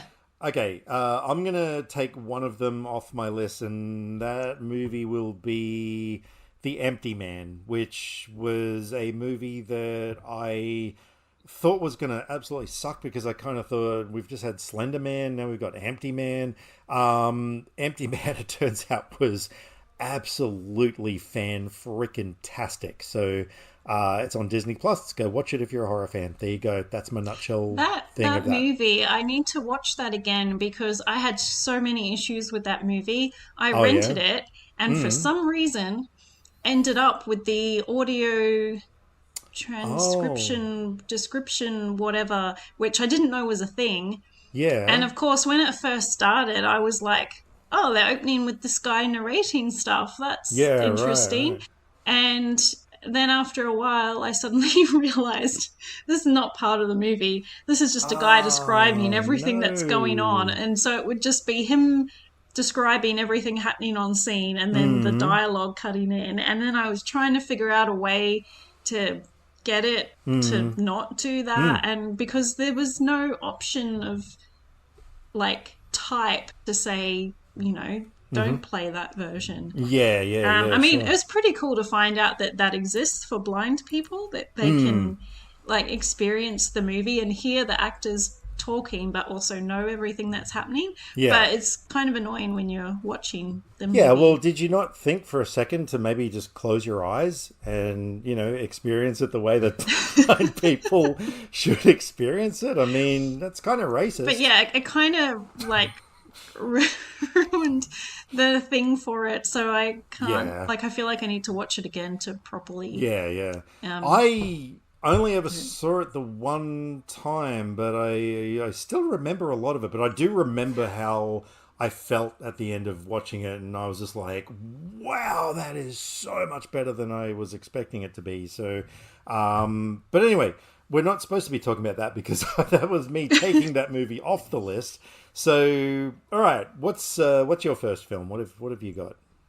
Well, I can do a couple of honorable mentions too. Go for it. Two films that I had that I then looked and went, yeah, they're not talked about a lot, but they're not really underrated or underseen. I had Spontaneous and Possessor. Oh, one of those films is the one I thought we were going to have as a mutual film. Really? Yeah, Spontaneous. Spontaneous. That was the one I thought was going to be the mutual film. Wow. Oh, that's just dashed my hopes and dreams. And I'm very disappointed now. I am too. Should we just end the podcast now and like call it a day? Actually, let's just cancel the whole podcast. I thought it was so obvious the one that we would both pick. Oh man, you've got me so intrigued now. Okay. Well, look, so spontaneous. Yeah. Wow. Honorable mention? No. Well, a lot of people, when I look on Letterboxd and that, a lot of people have seen it, so I'm not sure how underrated or underseen it actually. Oh, because most people I mention it to have never even heard of it. Oh, I don't talk to people. That's a good point. So, I go by Letterboxd and Twitter for how well-known and podcasts. So Spontaneous, was a film basically where it's set in a high school, and for some unknown reason, people just start exploding. And I love so much that it's never explained why, because you don't need to know why. Like, it's just one of those things. You've just got to take that. That's what the plot is, And, and it's also a love story. Well, that's, with, it's a romance. Two of the teenagers getting to, actually speaking and getting to know each other while all this is going on. Yeah, and so it's that kind of element where you're sort of like, oh, wow, either of these two kids could explode, and they know it and we know it. And so, it's got that element of tension throughout the film. But it was just a beautiful story, wonderful characters. Catherine Langford was fucking amazing in the lead role of Mara. You recommended that film to me. You were the first one to recommend it to me, and I just absolutely loved it. And then, of course, we talked about it with Nobbins, and he absolutely loved it as well. That was definitely on my list, because I didn't think that it was actually a very well-known film. But there you go. I mean, I guess any film's going to find new people, but All right. Anyway. What do you got? Let's start with Come True. This is a movie about a girl who sort of joins a sleep experiment thing. And I think she doesn't want to go home, so she's like, oh, I'll go be part of this experiment because then I get to sleep there. Yeah, right. And then creepy things start happening, and it's very much a vibe movie. It's got a really cool synth soundtrack. Can't remember the band who did that, but and it's got some really cool creepy imagery in. I know some people have a problem with the ending, but I thought it was good. I feel like it's an ending that if you take it at surface level, it could be disappointed. Right. But if you think about it and think about relating it to the rest of the film, it's one of those endings that adds to the film when you think about it like that. Okay. So I really love that. That's on Amazon Prime. Right. For those in Australia, but yes, it was one of my favorites of the year. I don't believe I've even heard of that film, so yeah. I've told you about it, but yeah. Yeah, but I tell you about a lot of films. I don't listen to anything that you say, you know that. Yeah, this is why you need to use Letterboxd. So when anyone tells you about a film, add it to your watch list. Sorry, what's in my Letterboxd? Yeah, okay. See, that was a joke because I just said that I don't listen to you, and so I was saying... I got it. Oh, my God. Okay. So, the next one on my list is a film called Dreamland. Okay, the look on your face says to me, "What is that?" Right? Am Yeah, I I onto don't this? think I know that Yay! one. Okay, I got an obscure film. So this was a film that stars Finn Cole and some up and coming actress named Margot Robbie. Margot Robbie. Oh, is that? Margot? Is it Margot Oh, Robbie? yeah, that's 2019 on Letterboxd. Oh, yeah, by the way, I'm doing all of my research for this segment on Letterboxd because it's easy because Mm-hmm. I can just look at all the films I've Mm. seen from that year, and Letterboxd goes by first screening rather than wide Yeah. release. So So some of my years might be one off their well, actual yeah. release, In this but case, Dreamland had its world premiere at the Tribeca Film Festival on April 28, 2019, and was released yeah. via a limited release on November 13, 2020 by Vertical Entertainment, followed by its video on demand release on November 17, 2020 by Paramount Home Entertainment. That's just off the top of my head, of course. Yeah. So technically it's a 2020 film. So yeah, it's set in the 1930s, and it's about this young guy who discovers a fugitive bank robber played by Margot Robbie hiding out in the family barn because she's injured and stuff. And so it's sort of a love story between these two. And her character was just so freaking interesting, because she plays a 1930s bank robber, and that was really, really cool. But then he sort of, because of course it's the 1930s, so it's the time of the Great Depression and stuff. So he is torn between the bounty that's on her head, which of course would like benefit the family in a big way, or helping her out because she's kind of a seductress and stuff. But yeah, no, it was a very interesting film. One of those things where, like, I love any time that they can, with the production design and everything, really recreate a period in time authentically. And I felt this film really did a great job of bringing back the 1930s in terms of like hair, makeup, costumes, like, everything. And yeah, it was just kind of a, would I say it was a fun film? Not really. It's kind of a drama. But yeah, no, definitely interesting, especially for fans of that Margot Robbie, whatever her name is. I don't know. She seemed to be, do a pretty good job in it, so I reckon she's probably going to go a long way in Hollywood. Um, but yeah, no, I definitely recommend the film. It was, it was a good time. So there you My go. next one is The Kid Detective.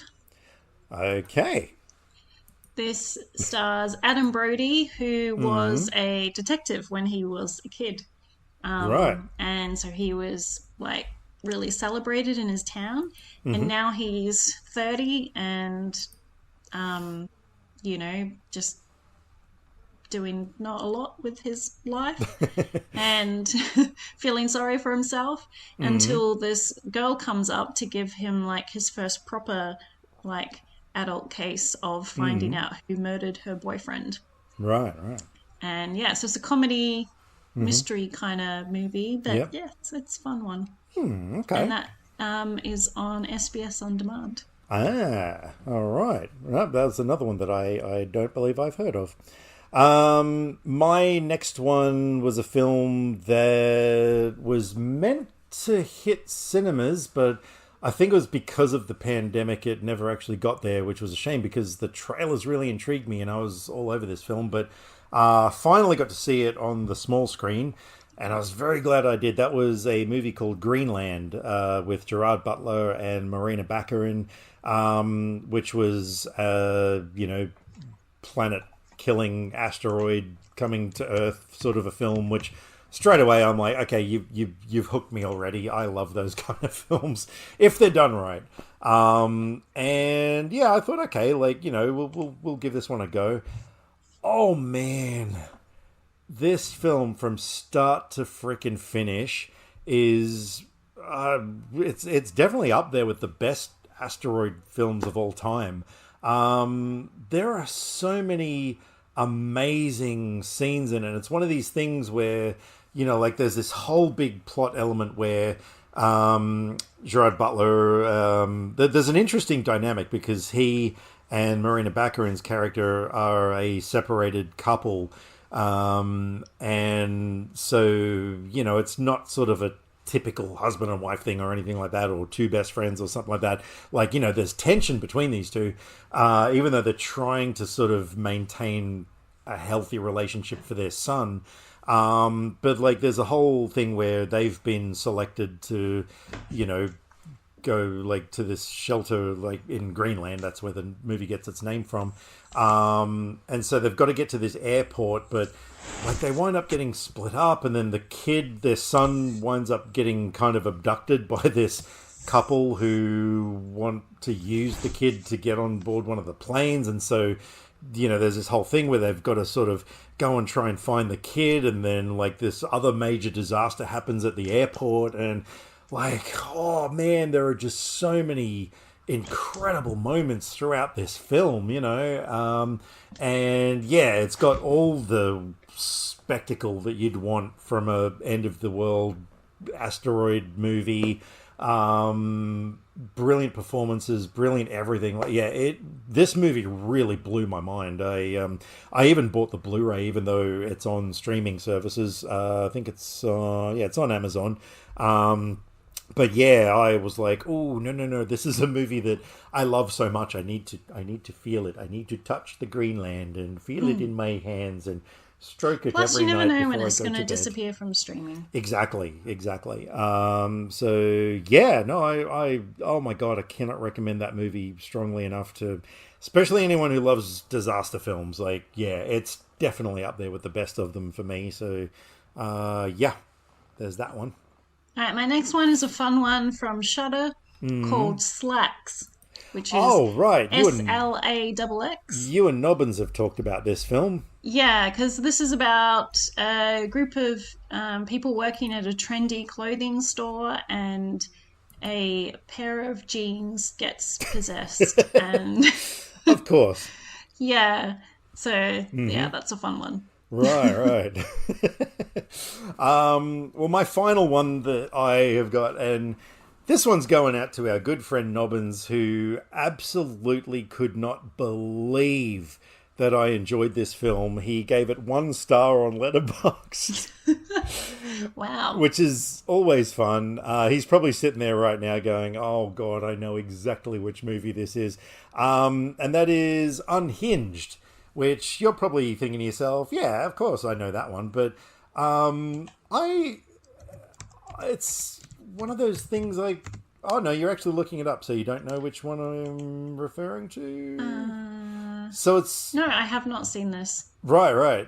So Russell Crowe stars in this film, and it's about a mother and her young kid who, like, basically, you know, there's a road rage incident at a red light and everything. So Russell Crowe, you know, plays the road rager. But he winds up freaking stalking this woman to the point where, like, it becomes this really deadly game of cat and mouse.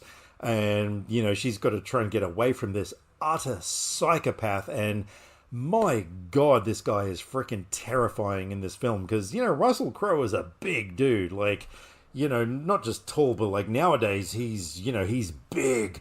And he was so menacing and scary in this film. And yeah, I really thought like the tension was massive. I just thought all the situations and everything were, you know, quite cleverly done. It was, it really gripped me from start to finish. And I know that Nobbins right now is sitting there seething, going, oh my God, why can't I voice my opinion in this podcast? But suck it, Nobbins. Get your own podcast. So anyway, yes, that was my last film that I wanted to mention for Reelin in the years 2020. So, what is the film that you thought we were both going to have on our list? Well, this is the film I take every opportunity to recommend. Yeah. I recently did that on Twitter because I was listening to Film Feast and they talked about their, kind of underseen films of the year so far. And one of them picked this director's newest movie. And so I had to reply and be like, yay for the love. And also, I take every opportunity to recommend his previous film, so you should watch that too. And that is Dinner in America. Oh, fuck. Dan has just left the desk and walked out of the room. One of the greatest films of the past few years. I'm back. Yeah. I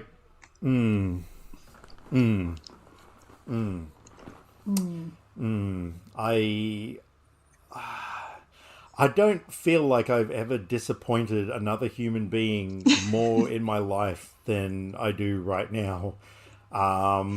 In my defense, so in my preparation for this, I looked at Wikipedia at like all the list of American films released in 2020, and that wasn't on there.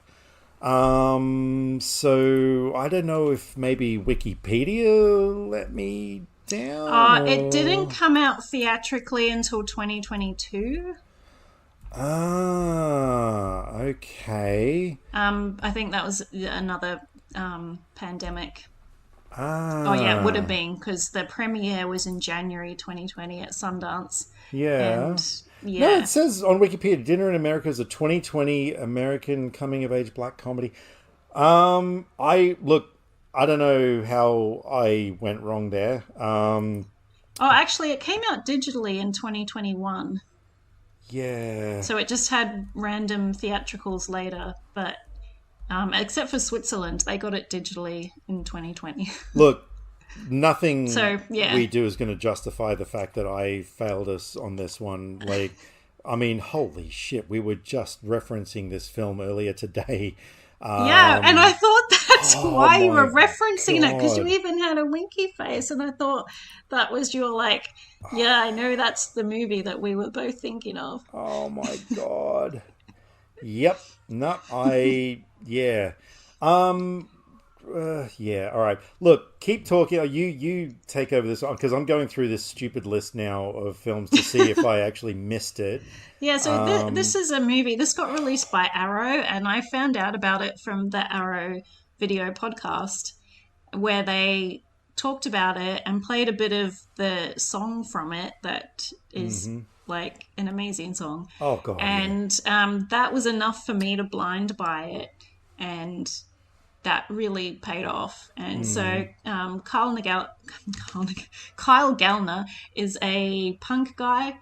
The very handsome Kyle Gallner. And he's,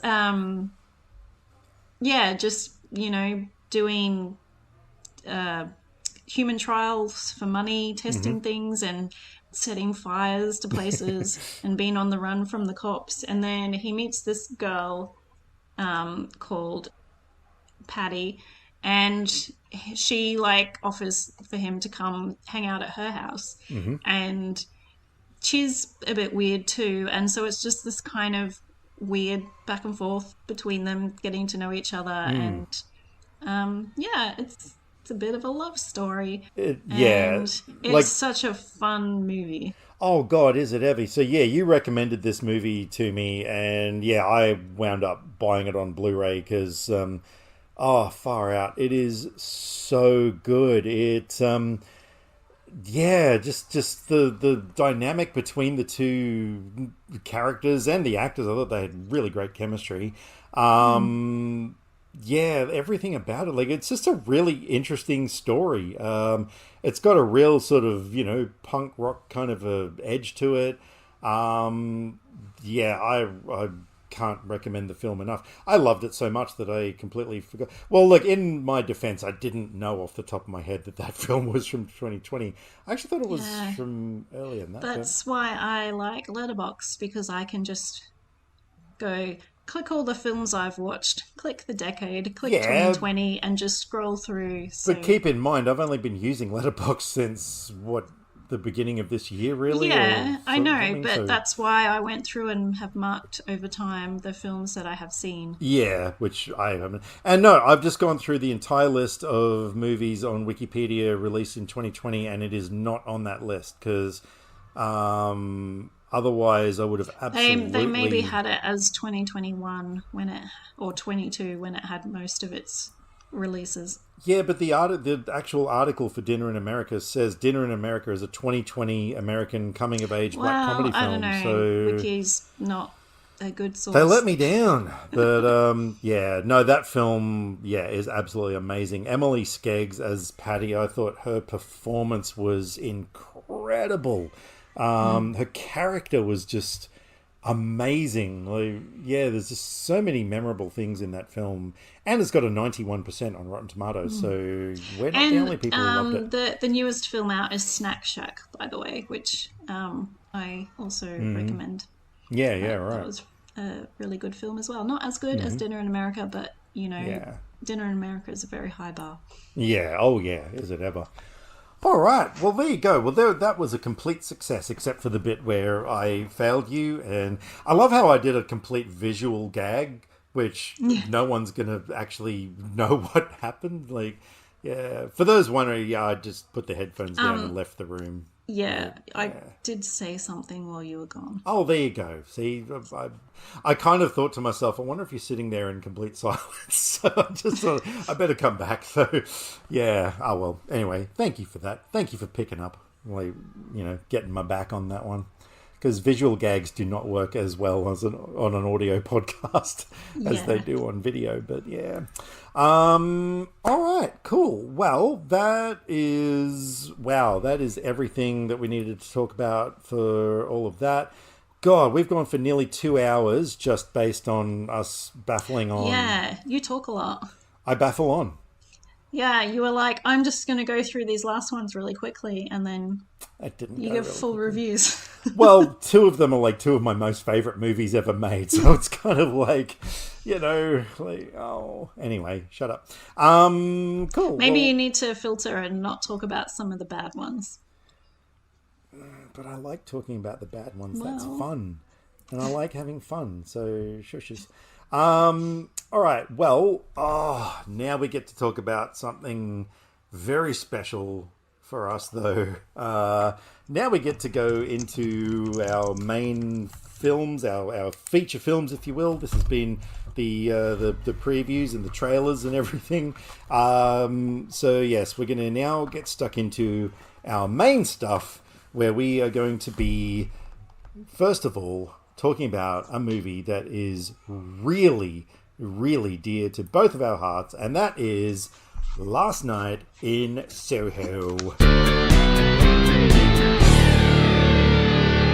So, Last Night in Soho, if you recall, was a film 2021. So you and we had pretty much just met each other. And I was inviting you to film premieres and like press screenings and stuff. And yeah. Well, this this one was the came up. second one. This was the second one. So we'd Second only. time we met in person. It was. And I was really super excited because Edgar Wright, who directed this film, is one of my most favorite directors of all time, because he's one of these people that I really gravitate towards, directors who have a signature style, and you can watch an Edgar Wright film without seeing his name attached to it and think, okay, yep, that's definitely one of his. So I was on board. I was like, okay, and like, yeah, the trailer looked kind of creepy and stuff. What were your thoughts like prior to seeing it? Well, I actually, I don't know what was going on at that time, but I hadn't really heard that much about it.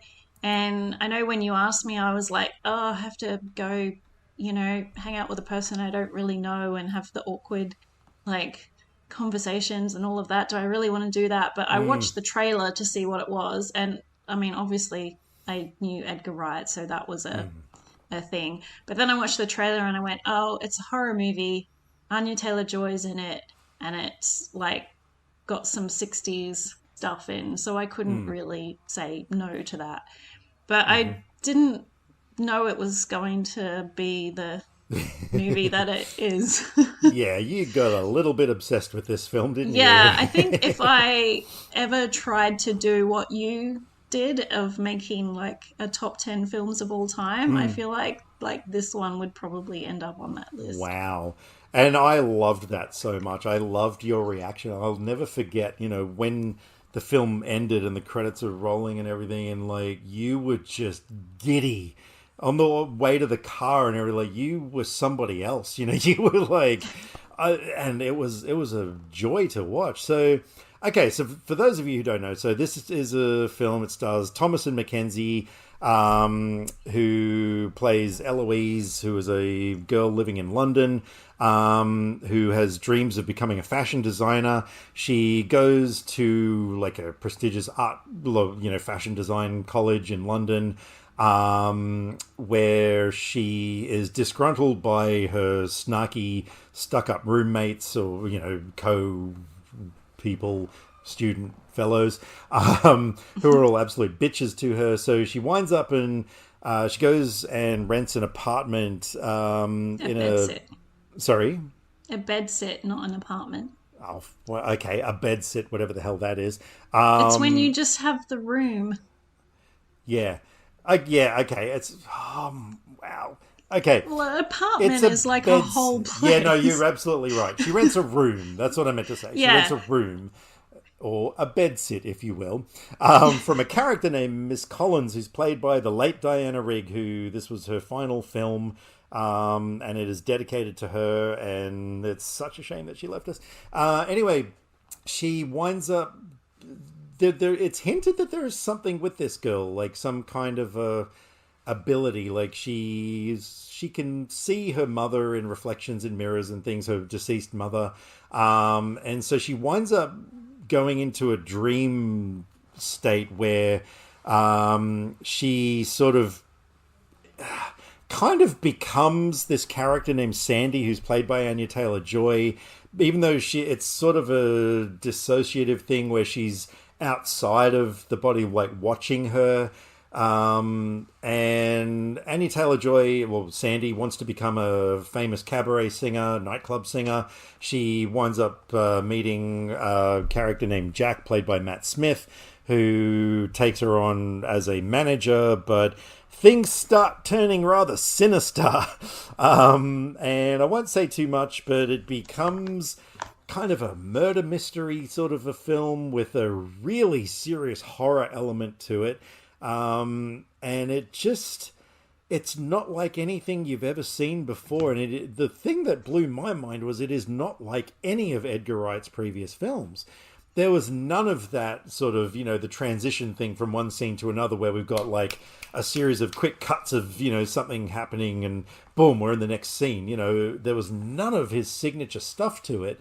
But I really applauded that. I thought, wow, this guy's really grown as a filmmaker. So yeah, what were your thoughts, like, that first time? Because, of course, we had to go and see it again, like in a theater. You were just so in love with this movie. Yeah. So tell us what you thought of it. Well, I like 60s music, so, it's a cool soundtrack. And when I was watching it again, like I had the volume louder than I normally would for a movie, just because of not only the music playing, but there was really good sound design as well, because there's a lot of like voices woven into the sound and everything throughout the movie. So that sounded really cool. But I don't know, I have a crap memory. I don't really remember specific things from the first screening, except I had anxiety at one stage, and when she goes into her bedsit, it's like got a restaurant nearby, and so at night when she's in the bedroom, there's just a flashing of red and blue lights from the neon sign outside, which it's really not good for my anxiety. So I'm sitting there just trying to pretend it doesn't exist while these flashing lights on screen are not helping. Yeah. But luckily that's when it went into the first dream that she has, which is so cool because she just puts a record on, which is a what was the song? Something about I can't remember. But she pulls the sheet up, and then it goes to like the camera's just falling back from her, and she's not in bed anymore, and the sheet's just this huge long thing. Yeah. Then she's in an alleyway, and she walks along the alleyway to come out onto the street, and the song is just building until it explodes when she steps out on the street. with the bright lights and the movie billboards and everything. So I forgot to mention. I'm sorry, but I forgot to mention that when she goes into these dream states, it's in the '60s. I didn't actually mention that for the description. So yeah. Yeah, and so there's like one of the best scenes in all movies is when she goes into the club, and that's where she first sees Sandy, and there's a lot of good mirror work because she's the reflection, or no, Sandy's the reflection at first, and you got a nice little kind of cameo of James and Oliver Phelps being the attendant in the club. Which was fun, and then just her walking down the stairs with the reflections of Eloise in the mirrors that are lining the stairs, and then her meeting Jack, and then there's a dance sequence, and it's just like one of the best scenes. That whole dance sequence. Well, that was the thing. And they're swapping between Sandy and Eloise in that, and it was really fun to watch the behind the scenes because they had a couple of edits, but mostly it was them just running behind the camera and everything to get round to the other side and swapping with Matt Smith to be switching between Sandy and Eloise. It was mind-blowing. That was the first thing that I jumped on after we watched Last Night in Soho. I went onto YouTube and I said to Kylie, you've got to see this behind-the-scenes thing because, it's kind of like a shot from like a balcony or something looking down at the dance sequence. And so at first you see Thomas and Mackenzie sort of, going around behind the Steadicam operator, and then just at certain moments, they cleverly, Anya Taylor-Joy will step out and Thomason will come in and take over. And when you watch it though, it's absolutely flawless. It looks like some kind of, movie magic, but it was all in-camera effects. And so many things like the mirror stuff and everything, not so much coming down the hall, but like, when the scene where Sandy is sitting there and all the guys are like, what's your name? And she says something, and they're like, oh, that's a lovely name. And Thomason's on the other side of the reflection there, like that was a window that they used green screen to paint in everything else behind and stuff. Like, it was all practical effects. And there was just so many things that I was blown away by. The whole movie from start to finish is just jaw-dropping to look at. And like I was saying before with Dreamland, I get really impressed with great production design. And, we're just watching this movie the other night, and I'm just sitting there thinking, my God, what it would have taken to recreate an entire street, with all of the cars and the cinema marquee and, all the signs on the shop fronts and, every extra's outfit. And, I'm just looking at all this. I'm like, it looks so perfect, that for anyone who's a fan of, the sort of what goes into making a film, like this is definitely one to watch. This is another film. I can't possibly fault it.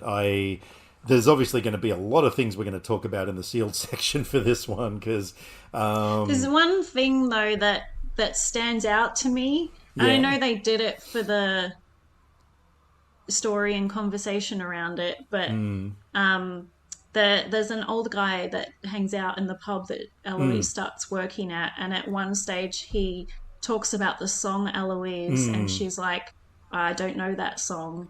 And I'm like, anyone who listens to the music she listens to is gonna know the song Eloise. Come on, 2.5 stars for this film then. But no, it's I thought the mystery element was amazing, and especially when all the pieces start coming together at the end, you sort of think, oh my God, wow, like I did not see that coming. It was very cleverly done, and it was one of those things where I guess it's not a spoiler to say the villain of the story was a sympathetic villain. I think, like you really felt for her, and okay, like what she did was extreme, but you kind of get where she was coming from at least. I just thought that made her interesting. It actually gave her like a motivation to do the things that she did. But yeah, I don't really know if is there much more we can say without going into spoiler territory. Like, what else can we say? Like, well, I was going to say before when I started talking about the dream stuff, yeah, I yeah. do love that the first 2 nights when she dreams, it's all like really nice stuff. Like, you know, she's going back, Sandy's there, she looks beautiful, she has that really cool dress, and, you know, all fun stuff's happening. And you get like 2 nights of that before, you know, Things she go starts to dark. see like what happens and that, you know, it's not all good stuff going on. Yeah, yeah. Yeah, because, I mean, I know you always said that you thought that Sandy and Jack were like your favorite movie couple, well, one of your favorite movie couples Well, yeah, I was just going to say if until you lift things. that dancing scene out of the movie, Yeah, yeah.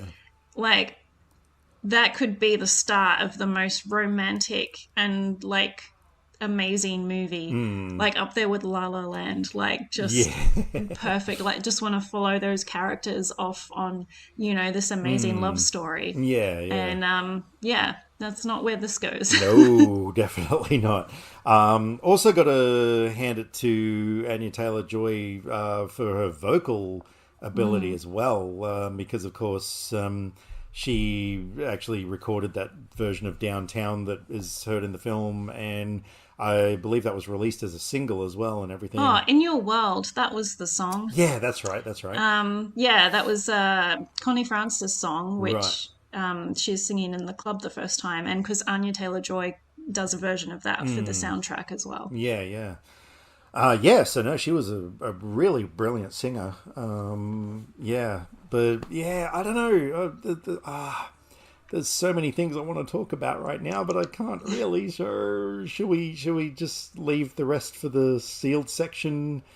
Yeah, although there is a cool thing too. There's a Halloween party that Yes. happens for that the students go to, and it was so fun because the bitchy girls at the fashion school were dressed up as the four from The Craft, and I Yeah. just loved when I saw that. Yeah, that was very, very cool. All right, but yeah, so if anyone is ever interested in this film, my God, we cannot recommend it enough. It's a fantastic, wonderful looking, tense, scary film at times with amazing production design, a soundtrack that is just. It's kind of got everything that you It need in a does. movie. It It's really got does. some romance, but then Yeah. horror and good music and good sound design, and yeah, just Yeah. lots of cool stuff in it. So yeah, if anyone has not seen this film, absolutely check it out as soon as you can. Yeah, Kylie was exactly so. Like we got to the end of it, and like the credits are rolling, and there's just dead silence from her sitting next to me in the bed. I'm like, shit, I hope she liked it. And I said, so what do you think? And she goes, what the fuck? And I was like, oh, did you not like it? She goes, no, no, no, no, no. Like, I mean that in a good way. Like, what the fuck did I just watch? And I'm like, yay, this is so good. Yeah, I fell in love instantly, and I always think that I just really love it, but then every time I watch it, I love it a bit more, even though I don't know how much more I can love it because I feel like it's one of the best movies. But Yeah. I just had such an amazing time watching it Yeah, again yeah. now. And I was really happy because, of course, like you said, that was the second time we met. You were like, oh my God, this guy is an absolute fucking creep, and I don't know why I'm hanging out with him. But then we went and saw this, and you're like, you know what? Maybe there are benefits to being friends with this guy. And then I made you listen to 60s music afterwards Exactly. on the drive because I'm like, I just need to keep this going, so we're going to play the soundtrack. Yep, yep. Yeah, but no, that really is an extraordinary film, and yep, everybody needs to see it. So there you go. All right, so which one should we talk about next as far as our homework films? You can pick, I don't care. All right, let's go with Deadstream then. So this was the one that you recommended to me that I chose blindly out of a series of reviews. And so, yeah, it's a very simple plot. A disgraced YouTuber is trying to like win favor back from his audience, and so he pulls a stunt because he's renowned for like doing jackass style stunts. And he decides to spend a night in a haunted house. And while he's in there, you can probably guess, but yep, weird things start happening, and yeah, it becomes a fight for his life. Now, when I say that, it's so a lot of people recommended this film to me as kind of not a lot of people, you and Nobbins, recommended this film. Like you mentioned the Evil Dead, comparison, and so that kind of got me intrigued. I was like, how could you compare this film to Evil Dead? And then I'm watching, I'm like, oh, that's how you can compare it to Evil Dead. Because, yeah, there was some really silly moments in this film. So, yeah, all right. So you're the one who recommended this to me. So what are your thoughts on this film? It was fun. I wasn't sure what to expect. Like, it wasn't immediately on my radar when it came out, but because I saw people saying good things about it and that it was fun and the Evil Dead thing and whatever, so I thought I would give it a go. And I don't know, I just feel like I'm getting more into these kinds of films. I mean, I just watched Grave Encounters, which is a similar thing of just people being in haunted places and creepy things start happening. So, and I just thought with the lots of people mentioning the Evil Dead connection and everything, so I thought it might be one that you would like. I did like it. I definitely didn't love it, though. It started off for me really strong. Like, I loved the intro, how it looks like a YouTube video. I thought that was really, really cool. I dug.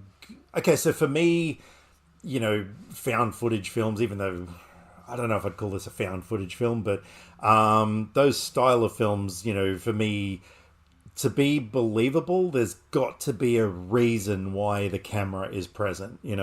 Cloverfield worked for me because, yeah, my God, you would be filming that whole thing. Like, Blair Witch Project, obviously, because, it's a film student thing.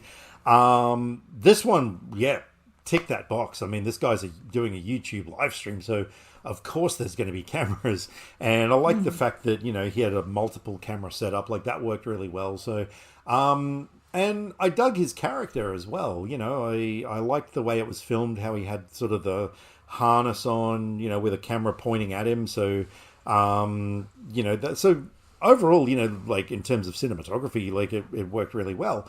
And then I thought the location was so creepy. Like, I felt it in my bones, like he's in this derelict house that, has had heroin users in there, and there's just like disgusting shit everywhere, graffiti all over the walls. There's, and it's in the dark, he's just got sort of basic sort of camera lighting to sort of illuminate his way around and everything, and that was really hugely effective, I thought.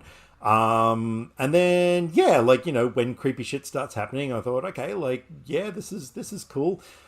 Then once it got to sort of about the halfway point, third act, I know I'm gonna sound like a complete film snob, but for me, I sort of felt the tone wasn't balanced well enough, in terms of the horror and the comedy. Like, it didn't feel funny enough to really make me laugh, and it didn't feel scary enough to make me, feel terrified or anything. It just, because both of those things were kind of tugging at each other to be one or the other and stuff, and so it kind of lost steam for me. And then, like, just the amount of sort of monsters and things at the end, I just kind of thought, like, what's the point of all that? Like the old lady, who was part of the mythology and all that sort of stuff. I thought, yeah, great. Like, that is really cool. And especially,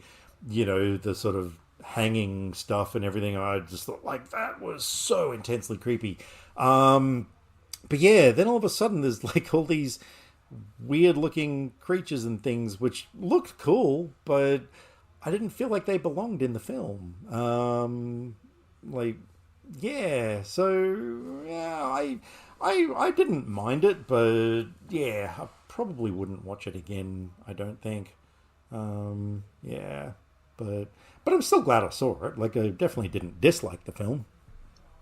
So that's my 2 cents. What are your thoughts on all that stuff with all the different creatures and things, the monsters and stuff at the end? Like, it was fine. Yeah, fair enough. I mean, that kind of movie. I mean, it's definitely, like, I knew it was a horror comedy going into it. It wasn't going to be serious. Oh, yeah, no, So, I knew that too. Anyway, I don't know. We'll see what you think of Grave Encounters, because that actually it's similar, sounds... but it's serious. Well, that sounds more like my kind of movie, I think. Yeah, but no, look, and another thing with Deadstream that was funny, I don't know how can I put this. I had acquired a copy of the film because I didn't think it was streaming anywhere, because I saw it on Letterboxd. I was like, nope, it's not streaming anywhere. So I acquired a copy. So last night got into bed, just settled the kids and everything, hit play, file type cannot be played. I was like, oh no, which would mean that I would have to come all the way downstairs, load the file up, convert it to a different file type, which would take at least an hour or whatever. And I'm just like, oh. But then I noticed that it was actually streaming on Shudder. And for some reason, Letterboxd didn't bring that up. Well, have you not added it? Because I'm looking at it right now and it says it's on Shudder. Shut up. Of course I did. Damn it. Well, here's the thing. Oh, yeah, it says that it's on Shudder. I actually thought I had deleted my Shudder account. Maybe that's why I don't have Shudder added to Letterboxd. But it turns out that I still have Shudder, so which I didn't realize. So I cannot tell you how much of a relief that was, because otherwise I may not have got this film watched in time. But we got there in the end. So yeah, that was all good. But look, it wasn't bad. I would definitely recommend it to fans of that genre of film and stuff. Like, yeah, I think most people seem to have really enjoyed it. So yeah. Anyway. But that then leads us to the film that I gave you to watch, which was 1971's Roman Polanski's version of Macbeth, which is, of course, the famous Shakespearean play where a guy gets told a prophecy by 3 gnarly witches that he's going to become king. He and his wife, Lady Macbeth, they plot to kill the king. So because Lady Macbeth is a power-hungry, absolute bitch of a woman, and so it sort of spirals into this, like, power-hungry madness of treachery, and now Macbeth winds up sort of killing more and more people. But then somebody else he also has a prophecy that basically makes him think that he is invincible. But thanks to the witch's choice of words, there's quite a clever twist in this film. This one, M. Night Shyamalan would have been very, very happy with this turn of events. And yeah, I mean, look, most people have heard of this story. So the reason why I wanted to recommend this to you is because, to me, this was one of the most disturbing horror films I've seen in my life. What are your thoughts on it? Wow. Yeah. That's a big... This film creeps it's fuck out of me. Shakespeare, so... It is. So what did you think of this? Because you haven't actually rated it on Letterboxd. No, I don't think I can rate it because it's Shakespeare, so it's kind of outside of a normal film. Right, okay. Thing. Mm-hmm.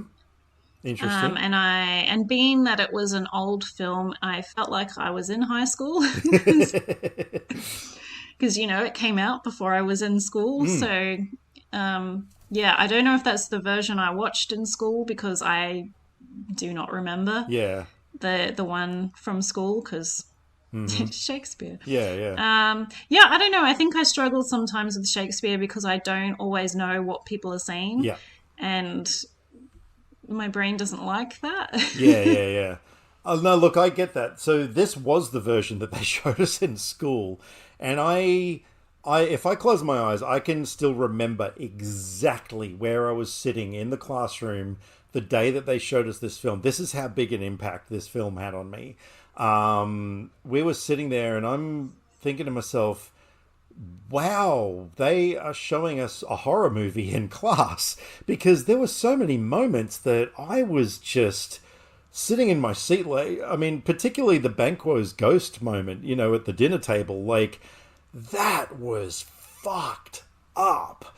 The way that they filmed that, especially that where it keeps cutting back to him, and like there's a moment where Banquo's ghost has got this fucking eagle on his arm as he's, lunging towards Macbeth and everything, and I'm just sitting there in my seat like, I'm not comfortable right now at all. I thought the witches were just really kind of terrifying. I thought the musical score, especially the witches theme with all those off-key notes and everything, just added to the creepiness of this film.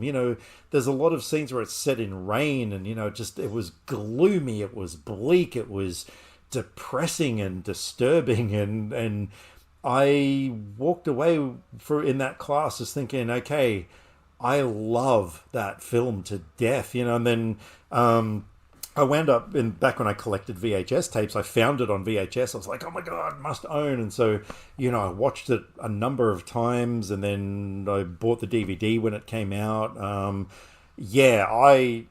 God, I love this film so freaking much.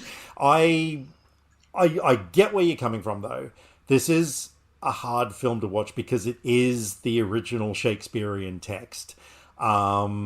I guess I had a bit of an advantage because when we studied it in school, we sort of translated it, if you will. So I do remember a lot of what was said, and that sort of thing. But did you kind of feel, though, that were you able to sort of pick up key words in what was said? Oh, yeah. It's not like I had no idea what anyone was saying. Yeah. It was just like going along. It's just that I didn't know every sentence. Yeah, exactly what people were saying. Yeah. No, look, but I don't know. I'm either. not a Shakespeare nerd, so I never overly enjoyed studying it at school. I don't even really remember Macbeth. Merchant of Venice was the damn pound of flesh.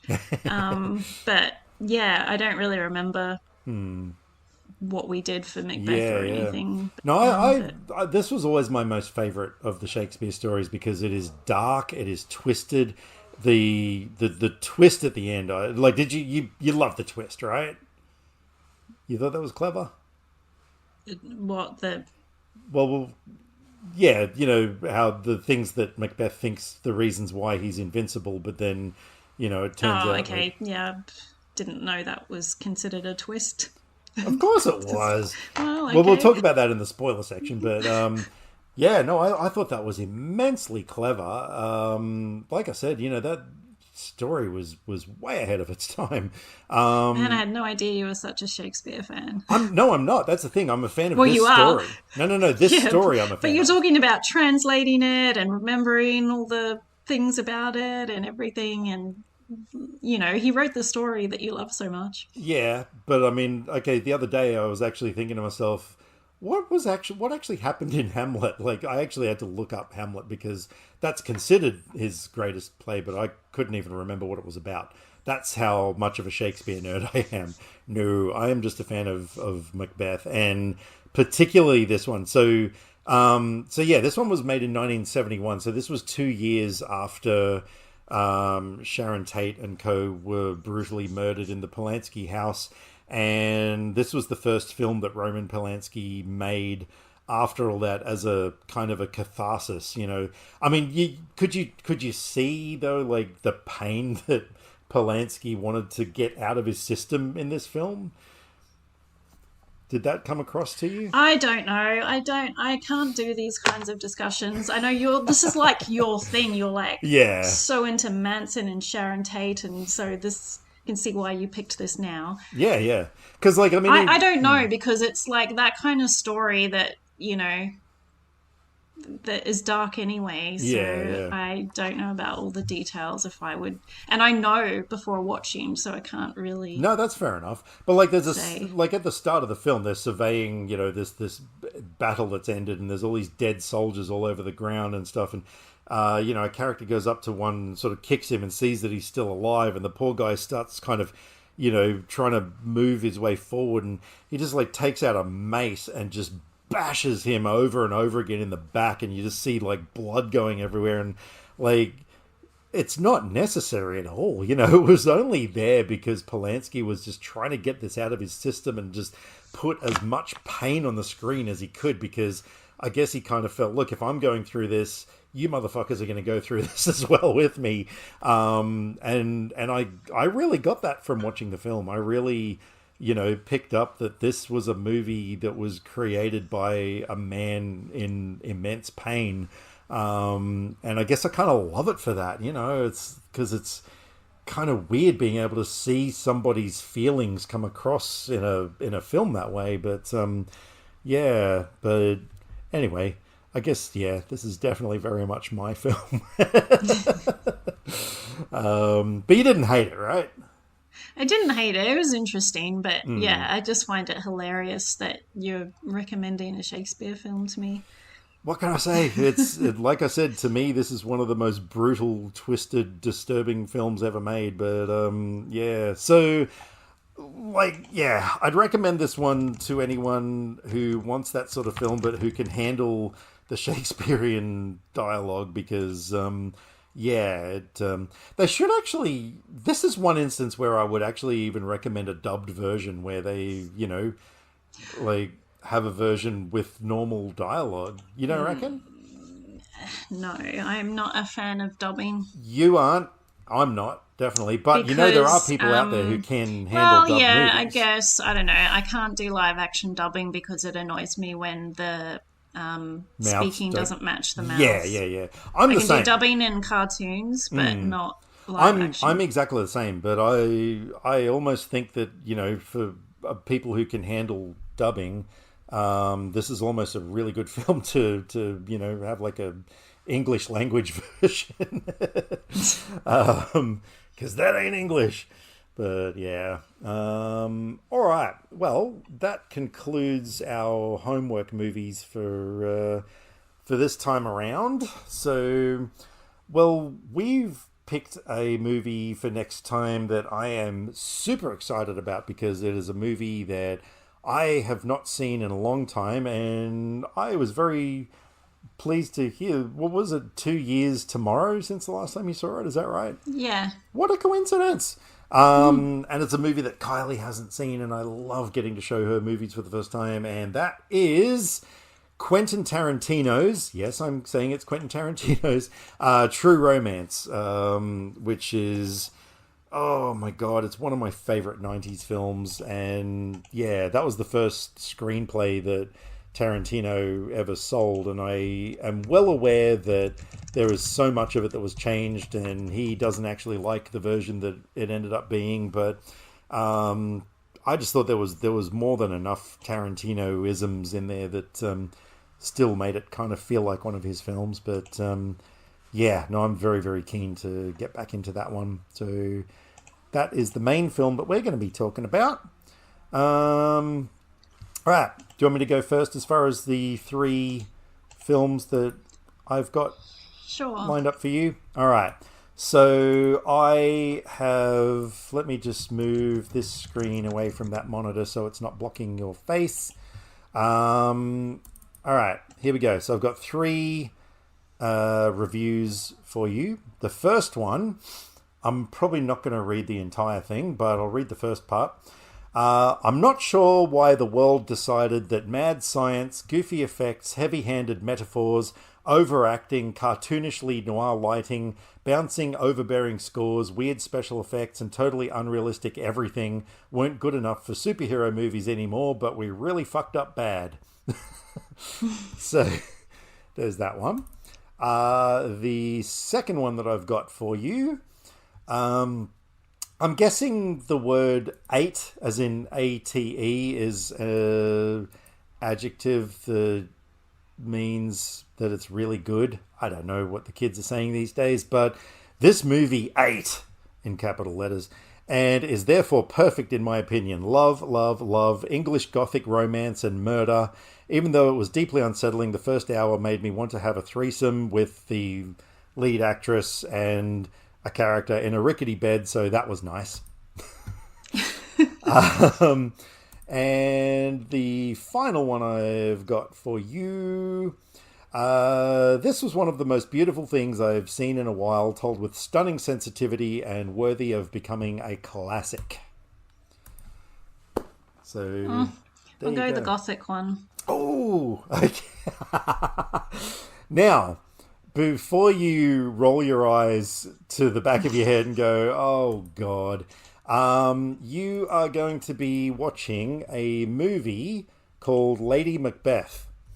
Now, no, this has nothing to do with Macbeth, so don't worry. This is a movie from 2016 that stars Florence Pugh. I'll read you the letterbox thingy. Rural England, 1865. Catherine, suffocated by her loveless marriage to a bitter man and restrained by his father's tyranny, unleashes an irresistible force within her so powerful that she will stop at nothing to get what she wants. This was a movie that when I became a big Florence Pugh fan, like after films like Fighting with My Family and stuff, I was like, man, I want to watch everything that she is in. And so I watched it on Stan, and this is one of those movies that I was like, oh my God, that was perfection. And I wound up buying the Blu-ray just so I can touch it and hold it at night and stroke it lovingly and feed it twice a day. No. It is a brilliant film. It is really dark and twisted and fun and has nothing to do with Macbeth, but I was kind of hoping you'd pick this one just to keep the theme going, like, you know. So, yep. That's there you go. That's what you're watching. Okay, I didn't have time to prepare, so No problem this is at all. going to be a movie about an exorcism. Okay. Or a sort of rom-com about a guy who works in a video store. Ooh, okay. Or a cult murder case movie. Rom-com guy who works in a video store. How am I going to pass that up when I spent many, many years of my life working in video stores? You could have kept a theme going, but you didn't. No. Okay, this is a fun one. Yay. You will be watching the movie called Watching the Detectives. Oh, okay. Right. I will read the letterboxed thing. Please do. Neil, a self-proclaimed film geek and owner of Gumshoe Video, has always been content to live vicariously through his favourite films noir. That sounds weird. But when he meets Violet, a real-life femme fatale, his mundane world gets turned upside down and the line between reality and the movies quickly begins to blur. And this is with Cillian Murphy and Lucy Liu. So. That sounds really, really good. I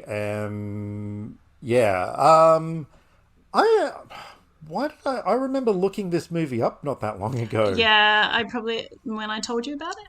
Yeah, maybe that was it. Oh wow, the director's only done 2 films. That's really interesting. One film from 2013. Oh, so 2007, 2013. He hasn't done any films since then. That's very interesting. I find that interesting when people do feature films with, big name actors and then are never heard from again. There was a guy who directed a movie. It's one that I think twice now I've had it on my recommendations for you and you haven't taken the bait yet. So I'm not going to say what the film is, but there's a dude who directed a movie that had the most insane cast of people, including Mark Hamill and Tony Todd and all these brilliant actors, which you could then look it up and find. Okay, so it's a movie called Sushi Girl, which was kind of like a Reservoir Dogs style film, and so this dude Kern Saxton directed it. Now Kern came out here for our Supernova, festival, thingy convention, which is kind of like a big Comic-Con sort of a thing. And there was a screening of Sushi Girl, and he hosted it and all this sort of stuff. And I actually got to meet the guy afterwards, and we got chatting and stuff. And we like wound up becoming friends on Facebook. And when he went back to the States, we were like, chatting every now and then and stuff. It was really cool. He hasn't directed a movie since then, and that was 2009 or 10 or something. And I was just always baffled by the fact that, this dude made this movie with all these cool people in it. Sorry, 2012 it was. And yeah, Danny Trejo, Noah Hathaway, Jeff Fahey, Sonny Chiba was in this fucking movie. James Duvall, like David Dalmatian is in this movie. Michael Biehn, so this dude directed this film with this cast and everything, and then never directed another film again. And so, yeah, I find that really interesting. I'm just going off on a really big tangent right now, aren't I? Yeah, and I just noticed the time, so... We're going to have to wrap it up, get into the spoiler section. All right, let's do this real quick. For everybody who does not want to hear spoilers, we will catch you on the next one. Stay safe, watch lots of movies. Bye for now. For everybody else who wants to hear spoilers, let's go right now. We're not going to even, we're just going. We're going. Here we go. Bye.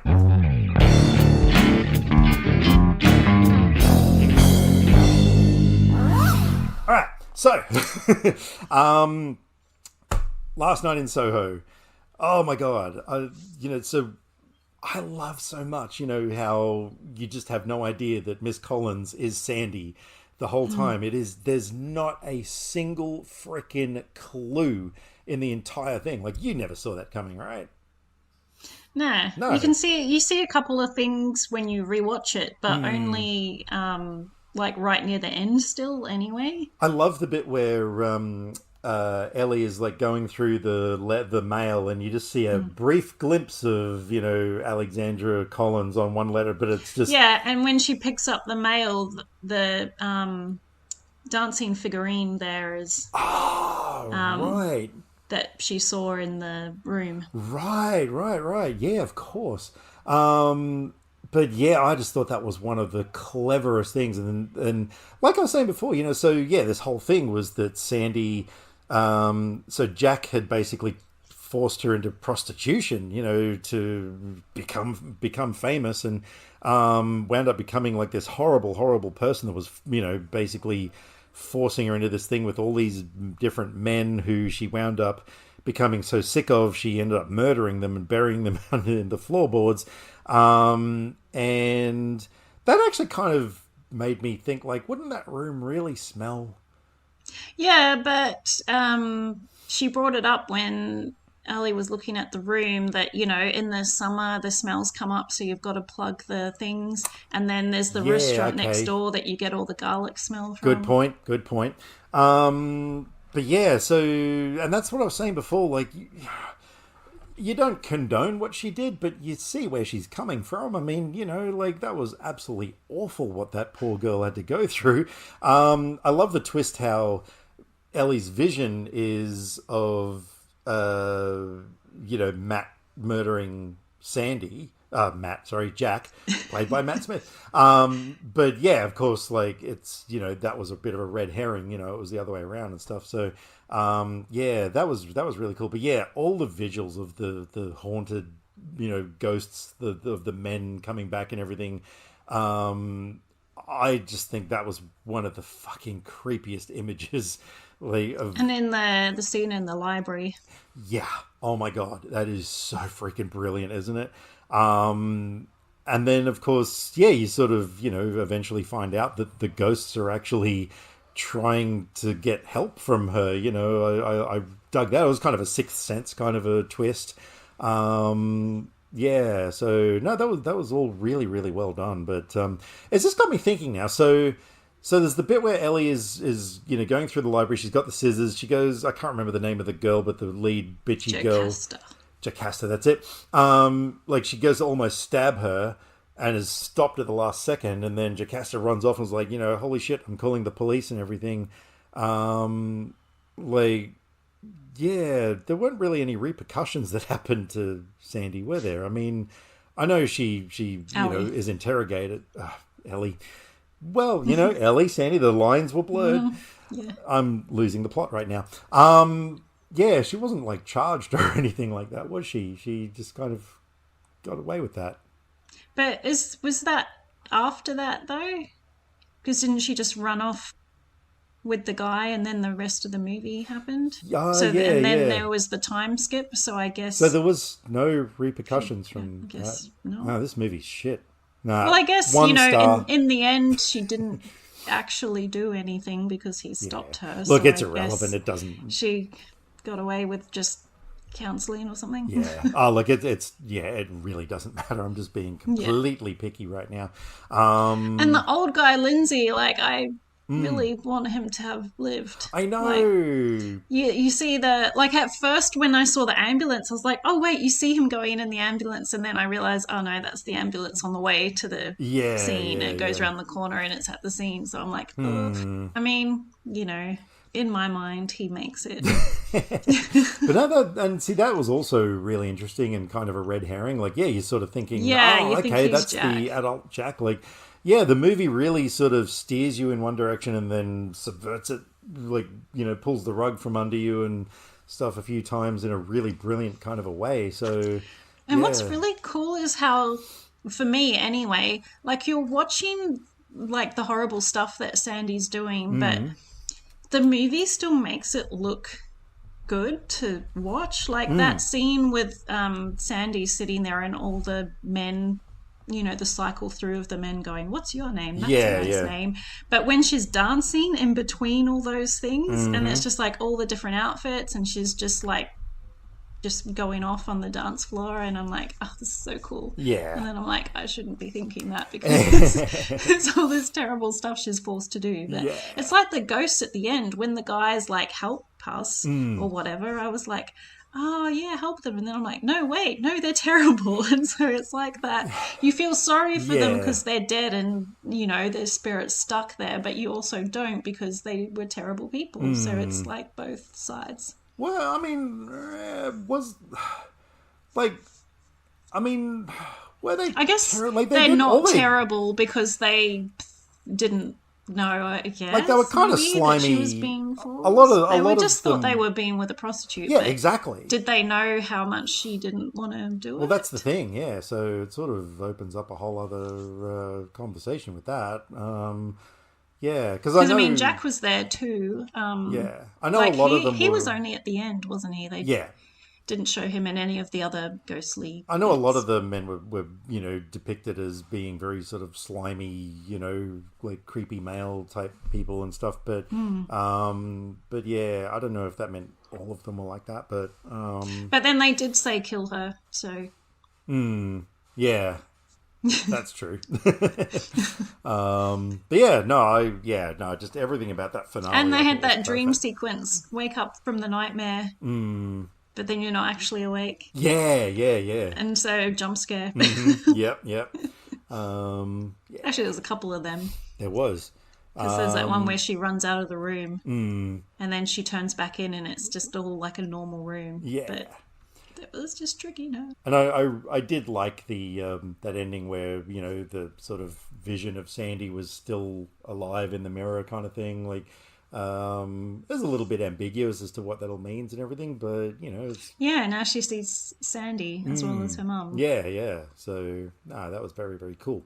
I thought that was a really cool ending. Oh yeah. I like that ending. Yeah, it was like sort of Sandy, the cool version of Sandy, was still going. So I like the like a made for me thing. Like I like that there's this whole romanticized version of the 60s, and then I also like all the darkness as well. It's like the best of both worlds.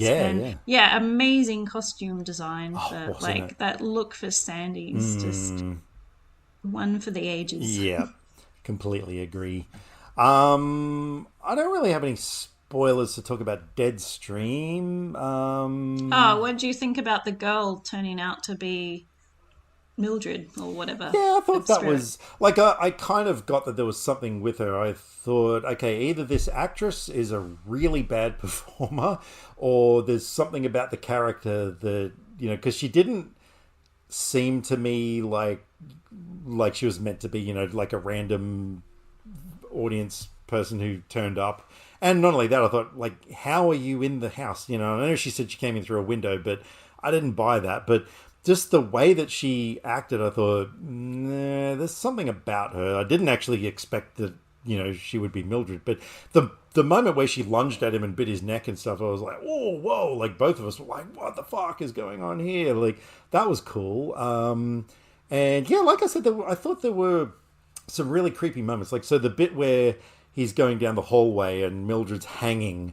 Like, okay, anytime you show somebody hanging in a movie, I am straight away unsettled. Which is why in Macbeth there's a scene where like a whole bunch of people, and I think including a child, are all hanging. And it's just like, nah, I can't look at that. So yeah, he sees her on his camera, on his screen that she's hanging. But when he looks up, like, she's not there, and it's like, okay, that is freaking clever. When something is there but you can't see it with your own eyes. Like, I love that. I've seen it done before, but it always works. And so yeah, that bit was really cool. There were a lot of like I said, really cool sort of moments through it, and stuff. Just like I said, like the bit where he's in that closet or whatever, and he lifts the thing over whatever, and her head's there and bites him on the crotch and stuff. Like, in another movie, I think that might have been worked better, but like I said, I just thought for this one, for me personally, the tone was just kind of a little bit too unbalanced. So things like that, I just kind of like, I don't know. But yeah, it was an okay time. Yeah. But yeah, the one thing that I wanted to mention with Macbeth, the twist, of course. So the witches, Macbeth goes back to the witches to find out more information, and they tell him that he cannot be killed by a man of woman born, and that he will not fall or whatever until the forest of Shakespearean name comes to the castle, other Shakespearean name, his castle. So basically when the woods come to his castle. And so of course he thinks, well, everyone was born of a woman, so, there's that. And like, how the hell are the trees going to move? Whatever. So then everything becomes unraveled when all of the English forces and everyone else who wants to kill him basically cut down the trees in the forest and sort of hide behind them in a way to disguise the sheer numbers of their armies, and advance towards the castle with the trees in front of them. And then, so yeah, straight away he's like, oh shit, the woods are moving. And then, so the one guy who can actually beat him, Macduff, was born from a cesarean. So technically he wasn't, of woman born. He was cut out early. So I love that twist. I remember, studying the story back in school and just thinking to myself, fuck, that is so clever. And I still think it's a really cool twist. I think it holds up to this day. I think it's, it's one of those things that, for something that was written like hundreds and hundreds of years ago, like, yeah, it's pretty clever writing. So yeah, so there you go. Well, that's all I've got for spoilers. How about you? Yep. All right. Well, it is really late at night. We are both extremely tired. We have baffled on for pretty close to 3 hours now. So, yeah. Yeah, and it's less than 7 hours till I have to get up for work. Well, and I've probably got to go and feed kids and stuff right now. So, yay, everybody wins. All right. Well, that concludes this episode. Thank you, everybody, for tuning in. Thank you especially to those people who have made it this far. You guys are absolute legends. Honestly, we just love each and every one of both of you. Well, the one of you Hey Nobbins, how's it going? So yes, stay tuned. In 2 weeks' time, we'll be back with True Romance, Watching the Detectives, and Lady Macbeth. And considering it'll be in 2 weeks' time, I will also have a little bit of personal life news that I'll be sharing with the world on the next episode. So yeah, stay tuned for that if anyone's interested. You're probably not. Who cares? That's us for tonight. We're off to bed. Separate beds. Not. Wow. Okay. And yeah. Bye for now.